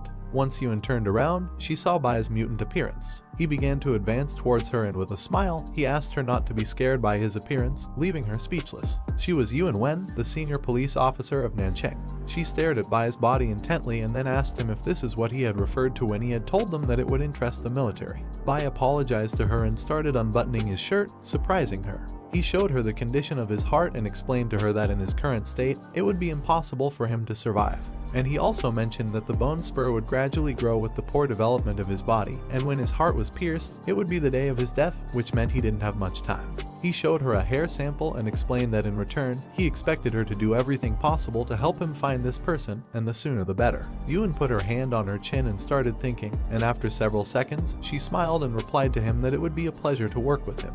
At the same time, at the farm, Tianran bought 19 powerful level 4 divine seeds while Han Han and Xiaohai were sleeping. The seeds that Tianran had bought were powerful level 4 divine seeds. These were cherry tomato type seeds. The soil quality requirements were fertile and high quality soil. The watering requirements were pure water for irrigation at least once a day, the growth cycle was 18 days, and the survival rate was 18%. The effect was to promote genetic fission of the consumer, enhance the beneficial elements of genetic fission, stop the development of genetic malignancy, and favor evolution. Tianran couldn't help but smile as he looked at the seeds he had bought. In other words, he thought that the direction of gain from level 4 divine seeds was promoting evolution. What it meant was that this was simply the beginning of a new era for humanity. Tianran smiled again and then clenched his fist where he had the seeds, thinking that if humans were to become gods with this kind of thing in the future, then he would be the god who created the gods. The planting conditions were very harsh, so if he wanted to plant the seeds, he first needed to use many points to improve the level of the terrain. After reviewing the cost, he realized that it was very expensive, but he had no other choice but to buy it. So without beating around the bush, he spent 95,000 points to buy land improvement coupons, leaving him with only 5,680,000 points. He used the 19 ordinary land coupons and improved the current land to good quality. This good quality land was nutrient-rich black soil that could grow crops above level 4 and had the effect of increasing crop yield below level 3. While Tianran was looking at the system window, he realized that there wasn't much time left for the arrival of the second wave of destruction season. He also thought that growth agents were very expensive, but still, he bought 12 growth agents. These growth agents had limited effectiveness in promoting the maturation of level 4 crops. So also, he added some more agricultural robots to speed up the planting process, but he still had to save points to buy common seeds and improve the farm. The agricultural robots started planting the seeds, and while Tianran was watching them, he thought they had to do everything possible for the crops to mature faster before the second wave of destruction arrived. At the same time, in a city with luxurious and tall buildings, 2 men from the cult reached a giant door. One of the men asked his lord named Wushu if it would be possible for him, with such a humble body, to meet with the Lord God. Wushu replied to the men that he only needed to tell the Holy Lord exactly what he had seen, and the Holy Lord would issue his own judgment. He turned towards the men and also added that even though he hadn't attracted the required number of believers this week, as long as this information was true, he could still receive enough gifts from the Lord God. The man replied that it was wonderful and thanked him as well. Then the giant door began to slowly open, and Wushu thought that his family could endure for another month. Only those who worshiped the Lord God with devotion could survive in this end of the world. Wushu and the men entered the building and began walking down a path. After several minutes, they arrived inside where they saw 2 more members of the cult conversing. Wushu approached one of the members as the Holy Lord and explained that the pure sheep had sent a letter saying that a new holy beast had been discovered. A man wearing a robe with golden symbols turned around, along with the person who was talking to him and was not part of the cult. Both turned towards Wushu, and the man in the golden robe asked him to tell them everything. After hearing everything, the man in the golden robe began to applaud, then he clasped his hands together and with a smile on his face, he told the others that this way, the power of the main god would be even stronger. The mysterious man next to him congratulated him, addressing him as the Holy Lord, and also added that with the nourishment of the new holy beast, the Lord God could complete its emergence as soon as possible. The mysterious man's pen began to glow due to the reflection of light, and he asked the Holy Lord about those recent shipments. Behind them was a rather sinister hole, and the Holy Lord gave permission to the mysterious man to take them all, as the god had grown tired of eating those desserts. He also added that they only needed to capture the sacred beast and sacrifice it to the god, and then they just had to wait for the god to emerge. At that moment, a chilling voice began to emerge from the hole behind them, asking them for food. This voice belonged to Mr. God, The Holy Lord thanked Mr. God for his mercy, and Mr. God began to roar as he wanted to eat the wolf cub as soon as possible. A year ago, on a day like any other, the news anchor informed viewers about a news story in which a tragic accident occurred on a winding mountain road in the suburbs of Nanchang City. A private car plunged off a 100-meter high cliff on a curve of the mountain road. The car overturned and exploded. It was confirmed that 3 people were traveling in the car, 2 adults and 1 child. Upon seeing the news, Tian Ran was somewhat shocked. Then, the news anchor also added that when local firefighters arrived at the scene, they found that both adults in the car were dead. While Tian Ran was cutting vegetables to prepare the meal, the news girl also mentioned that the little girl had been thrown and hung from a branch near the scene of the incident, so she survived and was sent to a local hospital for treatment. Tian Ran looked at the television and thought about how the poor girl had to suffer the pain of losing her parents at such a young age. He decided not to think about it anymore and started wondering what time it was. He looked at his watch and thought that his parents must have been really excited about the trip since it was already 6 o'clock when they had promised him they would be home by 3. He began to wonder why they were taking so long. He left the knife on the table, picked up his phone, and started calling his parents, but the mobile insurance company informed him that the number he had dialed had been deactivated, so she asked him to call again later. After preparing the food, he placed it on the table and called his parents again. But once again, the insurance company informed him that they couldn't locate the number he had dialed. He called again, but the insurance company kept giving him the same information over and over. At the same time, in a place on the ground was a broken phone surrounded by flames. The firefighters arrived and began extinguishing the fire coming from a car. Due to the fire being too strong, the firefighters decided to ask for help. Near the cars was Han Han's injured body lying on a stretcher. The firefighters informed the ambulance drivers that this girl had fainted hanging from a tree and added that she was very small and had a minor fracture. The firefighters quickly loaded her into the ambulance and took her to the hospital. After treating Han Han, one of the nurses asked her colleague why the girl wasn't saying anything. Her colleague replied that she was too young and initially didn't remember anything, and now she was experiencing significant trauma. The other nurse asked her where her family was, and her colleague explained that she had checked the gene bank and discovered that she was a girl from an orphanage who had been adopted just 2 days ago. The nurse realized that, in other words, the deceased were the adoptive parents. She began to wonder what kind of curse Han Han was, and also thought that the couple who had adopted her had been very unlucky. The 2 nurses were talking next to Han Han's room when the nurse asked her colleague to stop talking. Then she told her that according to rumors, the orphanage was not suitable and now they didn't have all the necessary paperwork to take her away. Upon hearing this, the other nurse asked if the police had notified the family of the deceased. Her colleague replied yes and also added that they would be arriving soon. While they were talking, someone interrupted them to ask for directions to the morgue. The person who had interrupted them was Officer Yuan, who was accompanying Tian Ran. She asked the nurses if they could show them the way. The nurses led them to the morgue, and once they arrived, Tian Ran was shocked to see his parents' charred bodies. Yuan turned to Tian Ran and with a sad expression lamented the loss of his parents. He couldn't believe what his eyes were seeing. He told Yuan that they were not his parents and that she must be mistaken. He asked her where the little girl had come from. Yuan apologized to him and asked him to accept her deepest condolences, then decided to do a DNA comparison to confirm it. Tian Ran replied that his parents must have disappeared, so he decided to wait outside until the results came out. As he sat outside the room, he put his hands on his head and tried to assimilate the situation. After several minutes, someone grabbed him by the hoodie. The person who had grabbed him was Han Han. Tian Ran looked into her eyes, she called him older brother and apologized to him. Then with tears in her eyes, she explained that it was all her fault. If only she hadn't asked for help from her aunt when the dean was hitting her, and if her uncle and aunt hadn't taken her away, none of this would have happened. Just before she finished speaking, Tian Ran hugged her and comforted her by telling her that it wasn't her fault. Yuan appeared and informed him that the results were already available. She revealed to him that their father-son relationship was 99%. Tian Ran couldn't help but cry upon hearing this as he hugged Han Han, and Yuan once again asked him to accept her condolences. Back in the present, a scientist who was carrying some reports arrived at Bai's office and informed him that the comparison had yielded results. Bai turned towards the scientist, who explained that they had found the intruder. The scientist revealed that the intruder was Lai Tian Ran, a 26-year-old man.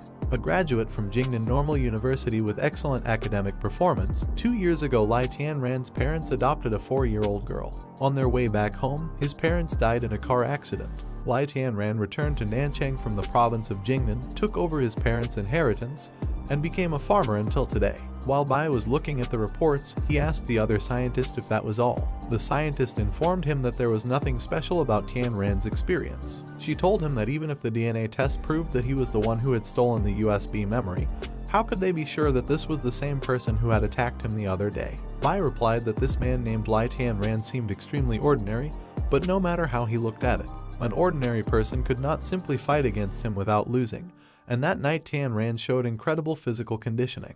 This was simply something that an ordinary person who had been mediocre for over 20 years could not have. He realized that Tianran had been hiding for over 20 years, but judging by his skills, he was quite inexperienced, so this possibility could basically be ruled out.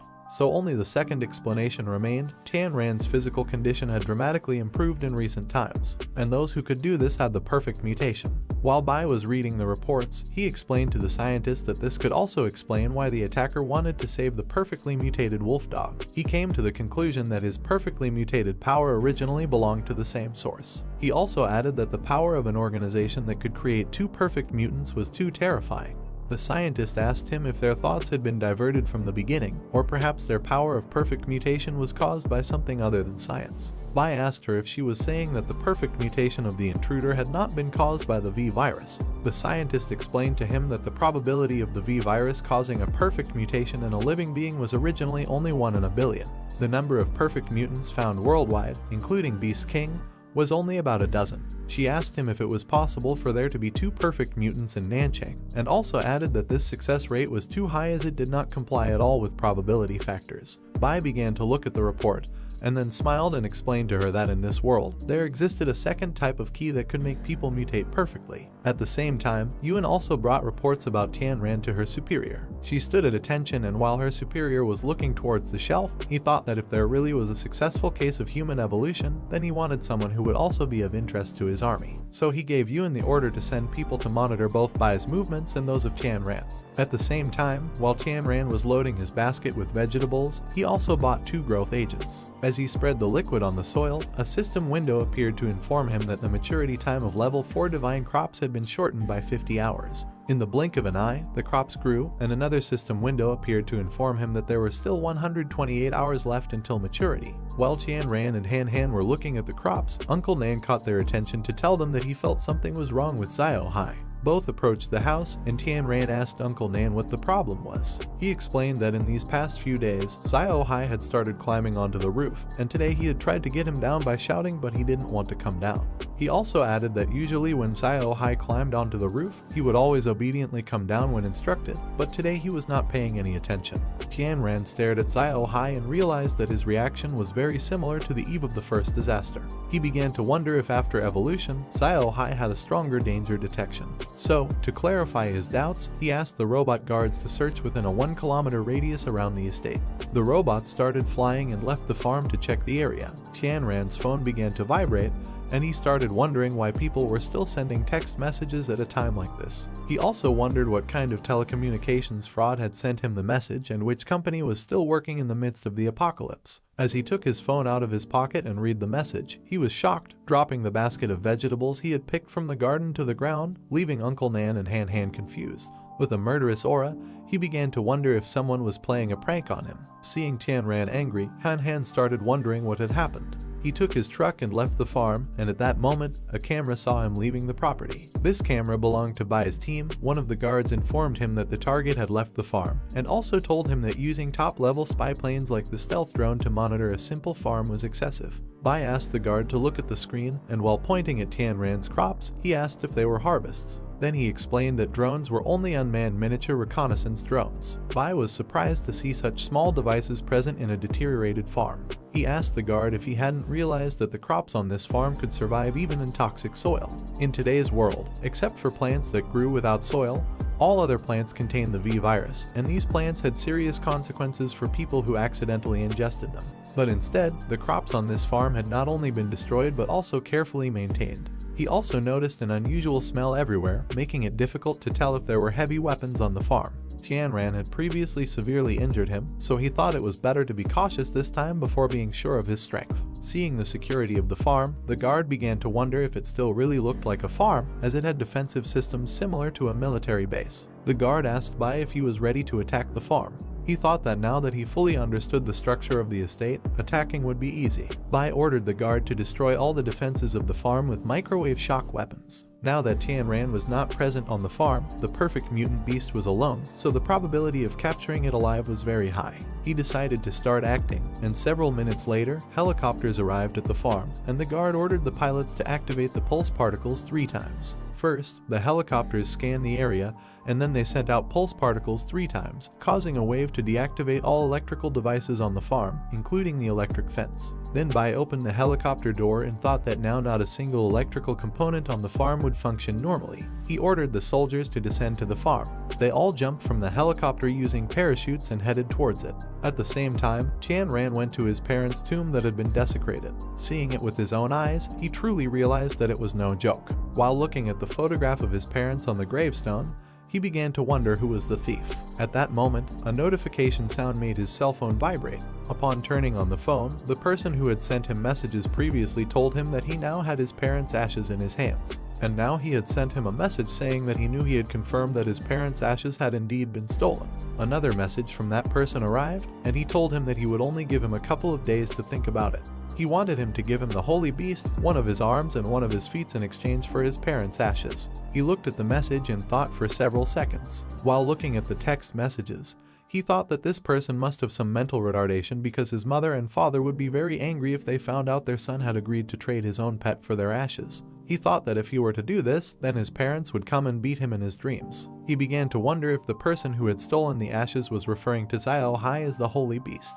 He didn't take long to come to the conclusion that it had to be Xiao Hai, since when he escaped from the farm the other day, many people saw him. He smiled and replied to the text message asking if he really believed he could control him with a box of organic substances. He also told him that he could get rid of his parents' ashes if he wanted, but he promised him that he would find him and make him bow before his parents' grave and force him to apologize. While looking at his parents' tomb, he thought that now that this person had set his eyes on Xiao Hai, he feared he knew Xiao Hai's power and wanted to get rid of him at any cost. He began to wonder if the old woman in the village had spread the news of a perfect mutant appearing in the forest, since unlike them, if a monopolistic company like Rand Pharmaceuticals wanted to retaliate against him, they wouldn't have resorted to such wasteful means. While he was lost in his thoughts, a system warning appeared to inform him that the farm was being invaded. The system also informed him that the opponent had modern and sophisticated weapons and the threat level was 99. At the same time, Bai's soldiers started entering the farm. One of the soldiers informed him about detecting a thermal image inside the house. Upon hearing this, Bai gave them the order to surround the house. After surrounding the house, one of the soldiers signaled to the others and asked them to wait a moment as the thermal image had disappeared. This heat source belonged to Han Han and Xiao Hai. He had climbed onto the roof of the house, causing the soldiers to wonder where the heat source had gone. While carrying Han Han on his shoulders, Xiao Hai looked at the soldiers with a murderous look and began growling. The soldiers who had surrounded the house began to glow red in Han Han's sight. Upon seeing this, she explained to Xiao Hai that these people were bad people who had come to harm them. She possessed a power called the Eye of Truth. While she was looking at the soldiers, she ordered Xiao Hai to turn all the soldiers into compost. He started roaring to let her know that he understood the order. At the same time, Bai's soldiers began breaking windows and then threw flash grenades inside through the broken windows. Once the flash grenades were activated, one of the soldiers ordered others to search inside the house. The soldiers forced open the doors of the house and began to enter the interior, but to their surprise, there was no one inside. The soldiers looked at Bai and asked him what they should do now. He started thinking, and while crouched down, he realized they were in danger. He ordered the soldiers to crouch down. Just before the soldiers could follow the order, someone started shooting from outside the house through the broken windows, killing several soldiers. Bai started running and realized it was an ambush. While shots were taking the lives of the soldiers, Bai and one of them managed to escape from the house by jumping out of one of the windows. Upon reaching the outside, he began to wonder why the pulse weapons had not worked. Once he looked ahead, he saw 3 executed corpses of 3 of his soldiers. At that moment, someone with an evil smile appeared in front of him. Bai looked at the smile and then saw Tian Ran and Uncle Nan next to 4 battle robots. Upon seeing this, he began to wonder why there were battle robots in a normal farm. Seeing the shape and design of the robots, Bai started to question if this was the best intelligent technology that existed in the world. Tian Ran, upon seeing that the intruder was Bai, began to think that he had come here to seek revenge on him. He asked Bai if he had spent a long time investigating him and the farm. Bai replied that it hadn't been very difficult to search for his information and also praised him for exceeding his expectations tonight. Now that Tianran had returned, Bai told him that he had nothing more to say. He also explained that he wouldn't live much longer anyway, he would die regardless if the plan failed. Dying in this place wasn't any different from dying in a hospital bed.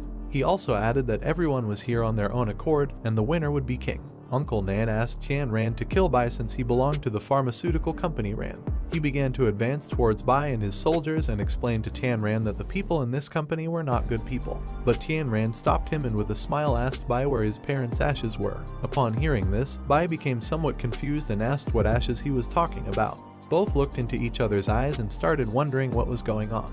Bai got up from the ground and Tianran asked him if he was the person who had stolen his parents' ashes. Upon hearing this, Bai asked if he was joking.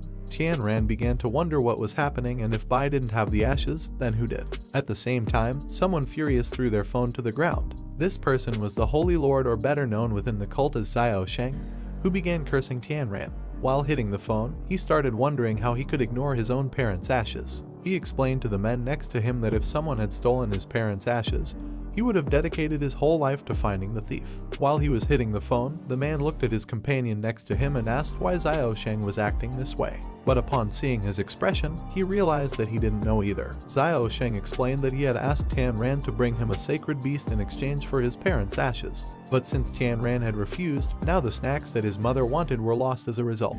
While hitting the phone, he thought he was useless. Upon seeing this, the two men approached him and tried to calm him down. One of the men asked him to calm down as they had brought new goods which they were going to deliver to Mr. God. Xiao Sheng turned towards the two men and started yelling at them, saying that his mom was tired of eating those dirty things, leaving them confused. While he was explaining that his mom wanted to eat a wolf cub, a creature's paw began emerging from the bottom of the hole.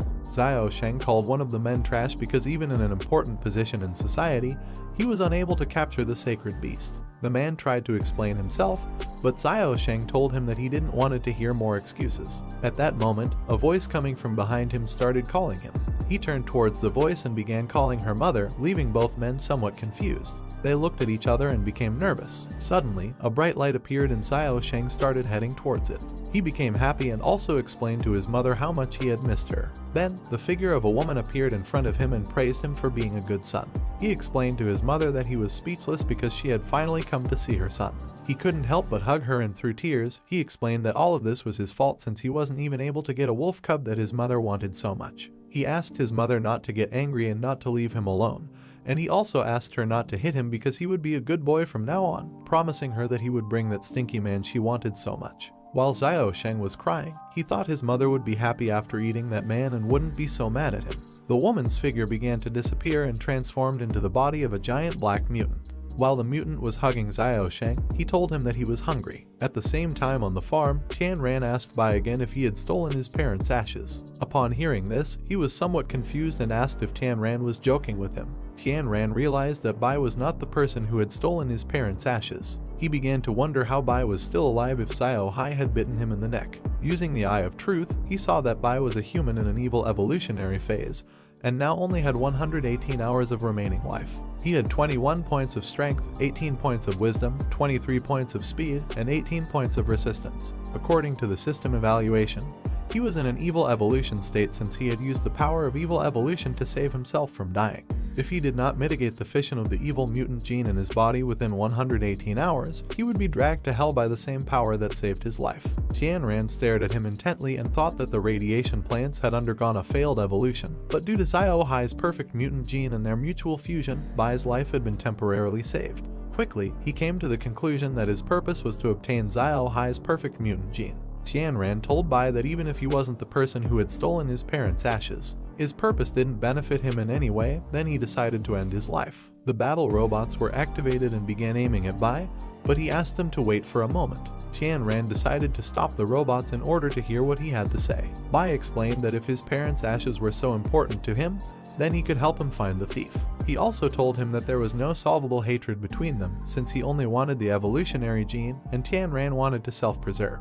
Bai asked why they couldn't turn this war into an agreement. Tianran began to think, and several seconds later, he ordered the battle robots to stop. Bai sighed and told him they could exchange resources. Tian Ran asked if he could help him recover the ashes, and Bai replied that he had a huge network of contacts, resources, and technology. If he wanted to find someone in Nanchang, it would be much faster than if he did it himself. Tian Ran told him that if he wanted to obtain the evolution genes, this small bargaining chip was not enough, since even without his help, sooner or later he would end up finding the thief. He began to feel curious because Bai had emphasized his contacts and not those of the pharmaceutical companies Ran. He asked Bai what his relationship with the pharmaceutical companies Ran was. Bai explained that he was not a member of the company Ran and only worked there without having anything to do with the company's interests. He also explained that he didn't feel any hostility towards him, whether it was because he had killed Liang Tianyu or invaded the villa and attacked Ren, as it had nothing to do with him. As long as he could get what he needed, it was enough for him. He began to approach Tian Ran and told him that he could be his tool. Upon hearing this, he started to smile, thinking that Bai was very interesting. Uncle Nan tried to warn Tian Ran not to trust Bai, but he went ahead, and as he approached him, he told him that he had useful tools. If they could obtain the evolutionary genes of the mutant, then they could save many lives. Bai extended his hand and said that everyone would benefit. Tian Ran looked into his eyes and smiled. Then he started getting closer to him, but instead of shaking hands, he simply walked past him and asked him to order his soldiers to drop all their weapons on the ground and crouch in a corner with their heads between their hands. And he asked Bai to enter the house after doing this. Bai entered the house and was surprised to see Xiao Hai's new mutant form. Han Han used the Eye of Good and Evil and managed to see that Bai's body was glowing in green, which meant he had no bad intentions. She signaled to her brother to let him know everything was fine. Upon seeing this, he asked Bai not to be nervous and also revealed that Xiao Hai contained the gene he had been looking for. Upon knowing this, Bai was shocked and began asking if this was truly the perfect mutant beast. Tian Ran explained that based on its position, Xiao Hai had fused with human genes during the process of perfect mutation, and with its genetic aptitude they would be able to prevent the virus from evolving into something evil. Bai was even more amazed, and he explained to him that Xiao Hai was the most perfect mutant beast he had ever seen in his life, since even the high-level mutated beast kings found in southern Xinjiang, who were fused with human genes, had only become unconscious monsters with crazy feeding instincts. While looking at Xiao Hai with admiration, he thought that not only did it have consciousness, but it was also capable of obeying human orders, which meant that if he could decipher the secrets of its genes, then he could produce more of them to save humans. Tian Ran clapped his hands and told Bai that the visit was over, and also asked him to pay the deposit now. He took out his phone and asked for help in tracking a mobile number to investigate all call records and signal locations of the number in the last 10 days. Tian Ran wanted to test his worth, as he was very demanding when it came to choosing his tools. Bai told him that telling him was easier said than done, so he asked Tian Ran to let him take a blood sample from Xiao Hai. If he didn't investigate the key as soon as possible, he would have less than 5 days left to live. Tian Ran replied that he still didn't have enough capital to negotiate the terms. With a smile, he advised Bai to work hard and find the thief as soon as possible. Bai sighed because he had no other choice. Several hours later, a helicopter landed on the farm and a hooded person got out and entered the house. He was Lan Ning, the best hacker. He asked Bai what was going on and why he hadn't come to his hideout instead of forcing him to come here, as he didn't like leaving his hideout. Bai handed him the phone and asked him to stop talking nonsense and check the location of the mobile number signal. Lan Ning looked at the phone and was disappointed to see that he had come all this way just to find out the location of a phone number. Bai also asked him to fix Tian Ran's house circuits as an apology for using the pulse weapon. Lan Ning opened his laptop, turned around, and left somewhat angry, wondering why Bai thought he was his boss when he was only his uncle. Seeing this, Tian Ran began to wonder if such a foul-mouthed hacker could be trusted. Lan Ning started working, and while he was hacking the mobile number, Tian Ran asked Bai how he had become a mutant with such an inhuman and supernatural form, called the Era of Gods. Bai realized that Tian Ran had read the contents of his USB memory, so he couldn't help but admit that he was faster than him in terms of human-level advancement. He explained that 10 days after the world changed, his team extracted a sample of the virus from a radioactive plant. His team discovered that the virus was the source of mutations in living beings that consumed infected plants. But through their experiments, they discovered that the V-shaped virus caused division of biological cells while dramatically increasing their probability of malevolent changes. This ultimately created deformed and short-lived monsters who simply continued to feed themselves. He also added that with Xiao Hai's genes, he would be able to obtain inspiration. Tian Ran asked him if his conclusions were based on extensive experiments conducted on humans infected with the virus. Bai replied that what he had done was not cruel, as countless data about human biology throughout history had been obtained from cold experiments on human beings. He also explained that before he arrived at the pharmaceutical company, they had already conducted experiments on humans under Liang Tianyu's instruction. So instead of enduring half-dead breathing, It was better for these experimental subjects to play their role and exhibit maximum value for science. Bai didn't mind being a guinea pig for a while before dying because even if he were to fail, it would still be very valuable data. Tianran replied that it was madness. Upon hearing this, Bai started laughing and then explained that the development of biology and science could only be achieved by stepping on people's bones. Then he looked into his eyes and told him that in such an apocalyptic future, nothing would change. After several hours, Landing found the information and location of the mobile number and sent it to Tianran's email. When Tianran took out his phone from his pocket, he saw that he had a new email. He asked Landing how he knew his email if he hadn't told him at any point. Landing looked at him somewhat surprised and replied that they weren't in the past century anymore. He also mentioned that with just a photo of him, he was able to dig up all his information in just 10 minutes. Then he looked at Bai and revealed to him that he had heard what he had said about him. So he warned him that if he questioned his abilities again, he would hack into the camera of his mobile phone and livestream while he showered. Upon hearing this, Tianran was left speechless. Bai put his hand on his face and told Tianran that Landing was very talkative but still had some professional ethics. Bai warned Landing that if he continued causing trouble, he would reduce his funding. Upon hearing this, Landing immediately apologized and explained that it wouldn't happen again, and got to work. Several hours later, in an abandoned church being guarded by 2 cult members with firearms, one of the men started yawning. At that moment, he saw a small hummingbird circling around him. The hummingbird positioned itself in front of his face, making the man wonder how such large moths existed in such a cold climate. His companion warned him to be careful as it could be poisonous since there were many mutant creatures in the area. The man asked his companion if this moth was a mutant species of moth. While they were talking, the hummingbird shot a sharp stinger into one of the men's forehead, causing him to lose consciousness. The other man tried to go help him, but just before he could make any movement, another hummingbird appeared and also shot a sharp stinger into his head, causing him to also lose consciousness. The person controlling the robotic hummingbirds was Tianran, who was on the roof of the abandoned church. While looking at the members of the cult unconscious on the ground, he asked them to sleep for a while. At the same time, inside the church, one of the cult members began to open a chest and gave thanks to the Lord God who loved them, and it was the true God who had created the universe and all other things. He also thanked him and praised him for having received his will with love and power. Then, the man opened the chest containing 2 giant seeds and asked God to grant them the reality of hope for reincarnation in an immortal body. This man was Xiao Sheng. Beside him were 2 cult members wearing tunics with a black symbol. In front of him were 2 kneeling cult members wearing blue tunics, and behind them were more cult members wearing green tunics. Xiao Sheng raised the chest in the air and decided to begin with the ceremony of reincarnation in Circuit's name. He approached the chest to the 2 members wearing blue tunics, who took the 2 seeds and started eating them. Xiao Sheng explained to the other cult members that next, they would water the fruit with the nectar of sacrifice. Behind him was a corpse of a person split in half. After eating the seeds, the 2 men began devouring the flesh, creating a terrifying and unpleasant scene. Upon seeing this scene, Tianran couldn't help but feel anger and disgust at the same time. While the 2 cult members were completing their reincarnation ceremony, another cult member began approaching them. Someone shot one of the members in the head who was participating in the ceremony. Upon seeing this, the other cult member fell to the ground, leaving Xiao Sheng and the 2 members wearing black robes terrified. Upon hearing the sound of the gunshot, the members wearing green robes began to flee. Xiao Sheng started looking in all directions and asked loudly who dared to destroy the reincarnation ceremony. Looking up at the ceiling, he saw Tian pointing directly at him with a gun. He was very angry with the cult members because not only had they stolen his parents' ashes, but they were also carrying out macabre reincarnation rituals. Xiao Sheng looked up at the ceiling and asked who he was and how dare he interrupt the ritual. Just as he finished speaking, Tianran gave him a murderous look and started yelling at him, telling him that he was his father, and he ordered the robot hummingbirds to kill all the members of the cult. The robot hummingbirds began to advance towards Xiao Sheng, and upon seeing this, the 2 members wearing black robes stood in front of him to protect him. In the blink of an eye, the robot hummingbirds killed off the members wearing green robes, then they took down one of the members wearing a black robe. One of the members wearing a green robe informed Xiao Sheng that even the entrance guards had been killed. At that moment, Tianran descended from the roof and landed on the ground. With a murderous aura, he told Xiao Sheng that at first he had only thought of him as a villain who stole ashes. But now, after witnessing the ritual, he believed they were a group of scum worse than animals. Xiao Sheng began to tremble and finally realized that the person in front of him was Tianran.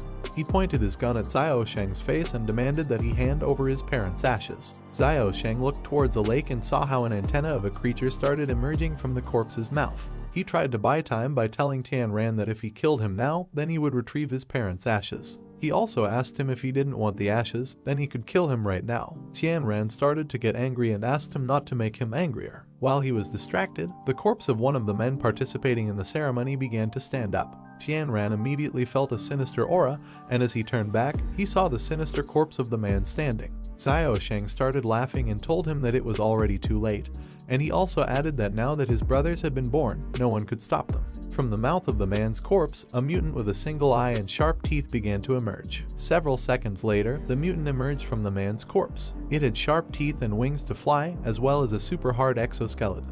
Looking to the side, Tianran saw that another mutant had also emerged from the other man's corpse who had eaten the seed. The two mutants began to approach Tianran with their bodies covered in disgusting slime. He looked at the mutants with disdain and decided to take out another gun from his inventory. While aiming at the mutants with his guns, he thought they were very ugly and truly striking. The mutants opened their mouths and started flying towards Tianran. Upon seeing this, he began shooting with both guns, but the bullets did not harm the mutants thanks to their very tough exoskeleton. The mutants attacked him, but he evaded the attack at the last second and thought that fighting against them was going to be really complicated since the bullets were unable to penetrate their exoskeleton.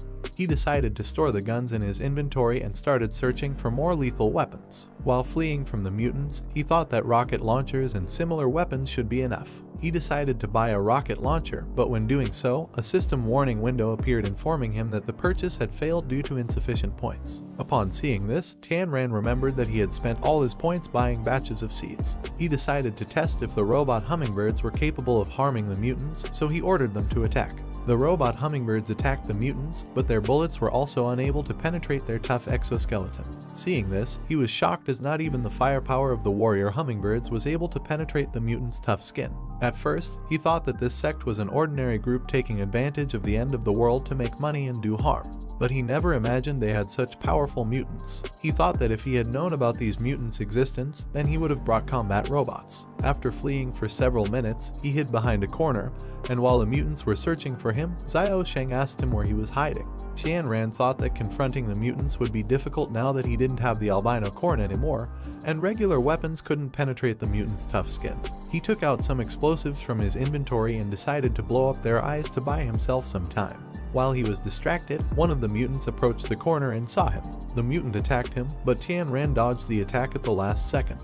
He was amazed to see how fast their attacks were. When he looked back, he saw the mutant's tail approaching him at high speed. The mutant hit him with its tail with tremendous force, causing him to fly and crash into the wall. The impact was so strong that it even broke one of the walls of the church, creating a giant smoke curtain. At the same time, someone started calling someone on the phone. A person answered the call, and this person was Yuan, who was at Nanchang's military police station. The person who made the call was an elderly woman who informed Yuan that there had been a big explosion near her house and strange loud noises were heard. While the old woman was watching the smoke from the bombs that Tianran had used, she explained to Yuan that this disaster was being caused by mutant beasts, and she also asked them to come as soon as possible because she and her grandson were very scared. Yuan reassured her, saying that they were going to go to the area right away. She also asked him about the location of the explosion site. Then she ordered the other officers to call the cleaning department since there could be level 2 or 3 mutant beasts outside of town. One of the police officers asked her if there really were mutant beasts of that level in town. He also added that he was eager to arrive so he could capture one and claim the reward. Yuan replied that if the mutants had caused a big explosion, then they should not underestimate the enemy, who was no longer as easy to deal with as ordinary level 1 mutant beasts. At the same time in the church, while Tianran's body was slammed against the wall, in front of him were the 2 mutants with their wings and eyes destroyed thanks to the explosions Tianran had used. Tianran took out a medicinal-grade tomato from his inventory and thought that even though he had destroyed the mutants' eyes, he had only delayed their actions since now he had 2 broken ribs. The 2 mutants started approaching him, and Xiaosheng explained to him that when death was imminent there was still time to eat. He also asked Tianran to be a good boy and let himself be devoured by his brothers without resisting since he was so severely injured. The mutants pounced on Tianran and in the process pushed his body with their heads, causing it to go through the wall. Upon seeing this, Xiaosheng thought that Tianran had died, but to his surprise, he saw that the bodies of the 2 mutants were stuck in the hole in the wall. The mutants tried to reach Tianran, who was on the other side in a room. Upon seeing that Tianran had entered the room, Xiao Sheng panicked and asked the mutants not to enter. While Tianran was looking at the mutants, he thought it had been very dangerous because if only the mutants had managed to hit him, he would already be dead. At that moment, he started hearing someone's voice, and upon hearing the voice, Xiao Sheng asked him not to harm his properties. When he turned around, he saw a bunch of chained women who, upon seeing him, began asking for his help. Upon seeing the mutants, the women began to tremble. Upon seeing the condition of the women, Tianran realized that the woman who had been sacrificed was a slave.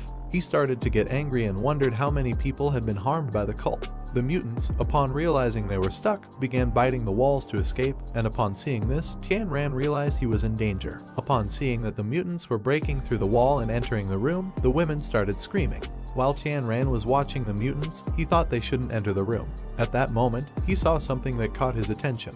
In front of him there was a statue that had a sword in its hands. Upon paying a little attention to the room, Tianran realized that it was a warehouse which not only contained women but also looted food, gold ingots, jewelry and antiques. Looking at the statue, he saw that it had a sword and was surprised as he had never expected to see something so valuable hidden in this warehouse. Gaining momentum, he started jumping and in the blink of an eye reached the head of the statue. As he grabbed the sword, he noticed that it was a Tang Hengdao, a sword that had been forged with the most advanced technology in the world, making its blade strong and sharp. This makes the sword pinnacle of sword forging. Tianran sheathed the sword and thought that this sword was an absolute killer. Little by little, the mutants began to free their bodies from the wall, and upon realizing this, he thought that he didn't have much time left before the mutants freed themselves. While watching the mutants, he decided to test the sword and also wondered if it would be able to cut through the mutants. He unsheathed his sword and started advancing quickly towards the mutants, and once he reached them, he attacked them with the sword, making 2 precise cuts on their skin. The blade of the sword was so sharp that it could even cut through the tough exoskeleton of the mutants. However, it still wasn't enough since with Tianran's current strength, he couldn't kill them in a single blow. The mutants became enraged and slowly began to emerge from the hole in the wall. Upon seeing this, Tianran started running and thought about leaving the church first. While fleeing, he began taunting the mutants with the intention of making them follow him. Several seconds later, the mutants finally freed their bodies from the hole in the wall and started chasing Tianran. After running for several minutes, Tianran stopped, turned around, and thought that he had already distanced himself enough from the chained women. The mutants roared and upon seeing this, he assumed an offensive stance. The mutants pounced on him, but in a blink of an eye, he made 3 more cuts on them. The mutants tried to attack him again, but thanks to his sword, he blocked their attacks. However, one of the mutants took advantage of his lowered guard and hit him in the chest using its tail, causing him to fly through air and crash into a wall. Due to the impact, Tianran was injured, and while he was getting up with the support of his sword, he thought it would be difficult to cause fatal damage to the mutants. If he continued attacking them in the same spot, it would take too long, which would be very detrimental for him. So he decided to search for and attack their weak points. While he was distracted, one of the mutants started advancing at a high speed. Looking at the mutant's body, Tianran was able to see a weak point. Without wasting another second, he stood up, and as he held his sword, his body began to be surrounded by a white aura. In the blink of an eye, just before the mutant could attack him, using his sword, Tianran stabbed it in its mouth, ending its life. Then using all his remaining strength, he cut off the mutant's head with his sword, causing it to fall on the ground. Tianran became enraged as lightning bolts and a blue aura appeared around his body. With a penetrating gaze, he looked at the other mutant, who immediately felt his incredible power and started trembling. At the same time, Xiao Sheng entered the warehouse and became furious upon seeing that Tianran not only had entered the warehouse but also had stolen his precious collector's sword. He thought that his brothers had already dealt with him, but at that moment, Tianran appeared behind him and started pointing the sword at him. Xiao Sheng began to question how he had killed the mutants if their shell was that of a worker ant and was impenetrable to bullets. He turned around, trembling, and advised Tianran not to harm him because if he did, the big shots in the city would go after him. Upon hearing this, Tianran became furious and replied that if he was capable of killing monsters, then why should he be afraid of some simple big shots in the city? And without thinking twice, using his sword, he ended Xiao Sheng's life with precise cuts. This is the end of the video. If you want to see the next part, don't forget to subscribe, like and comment the word hand.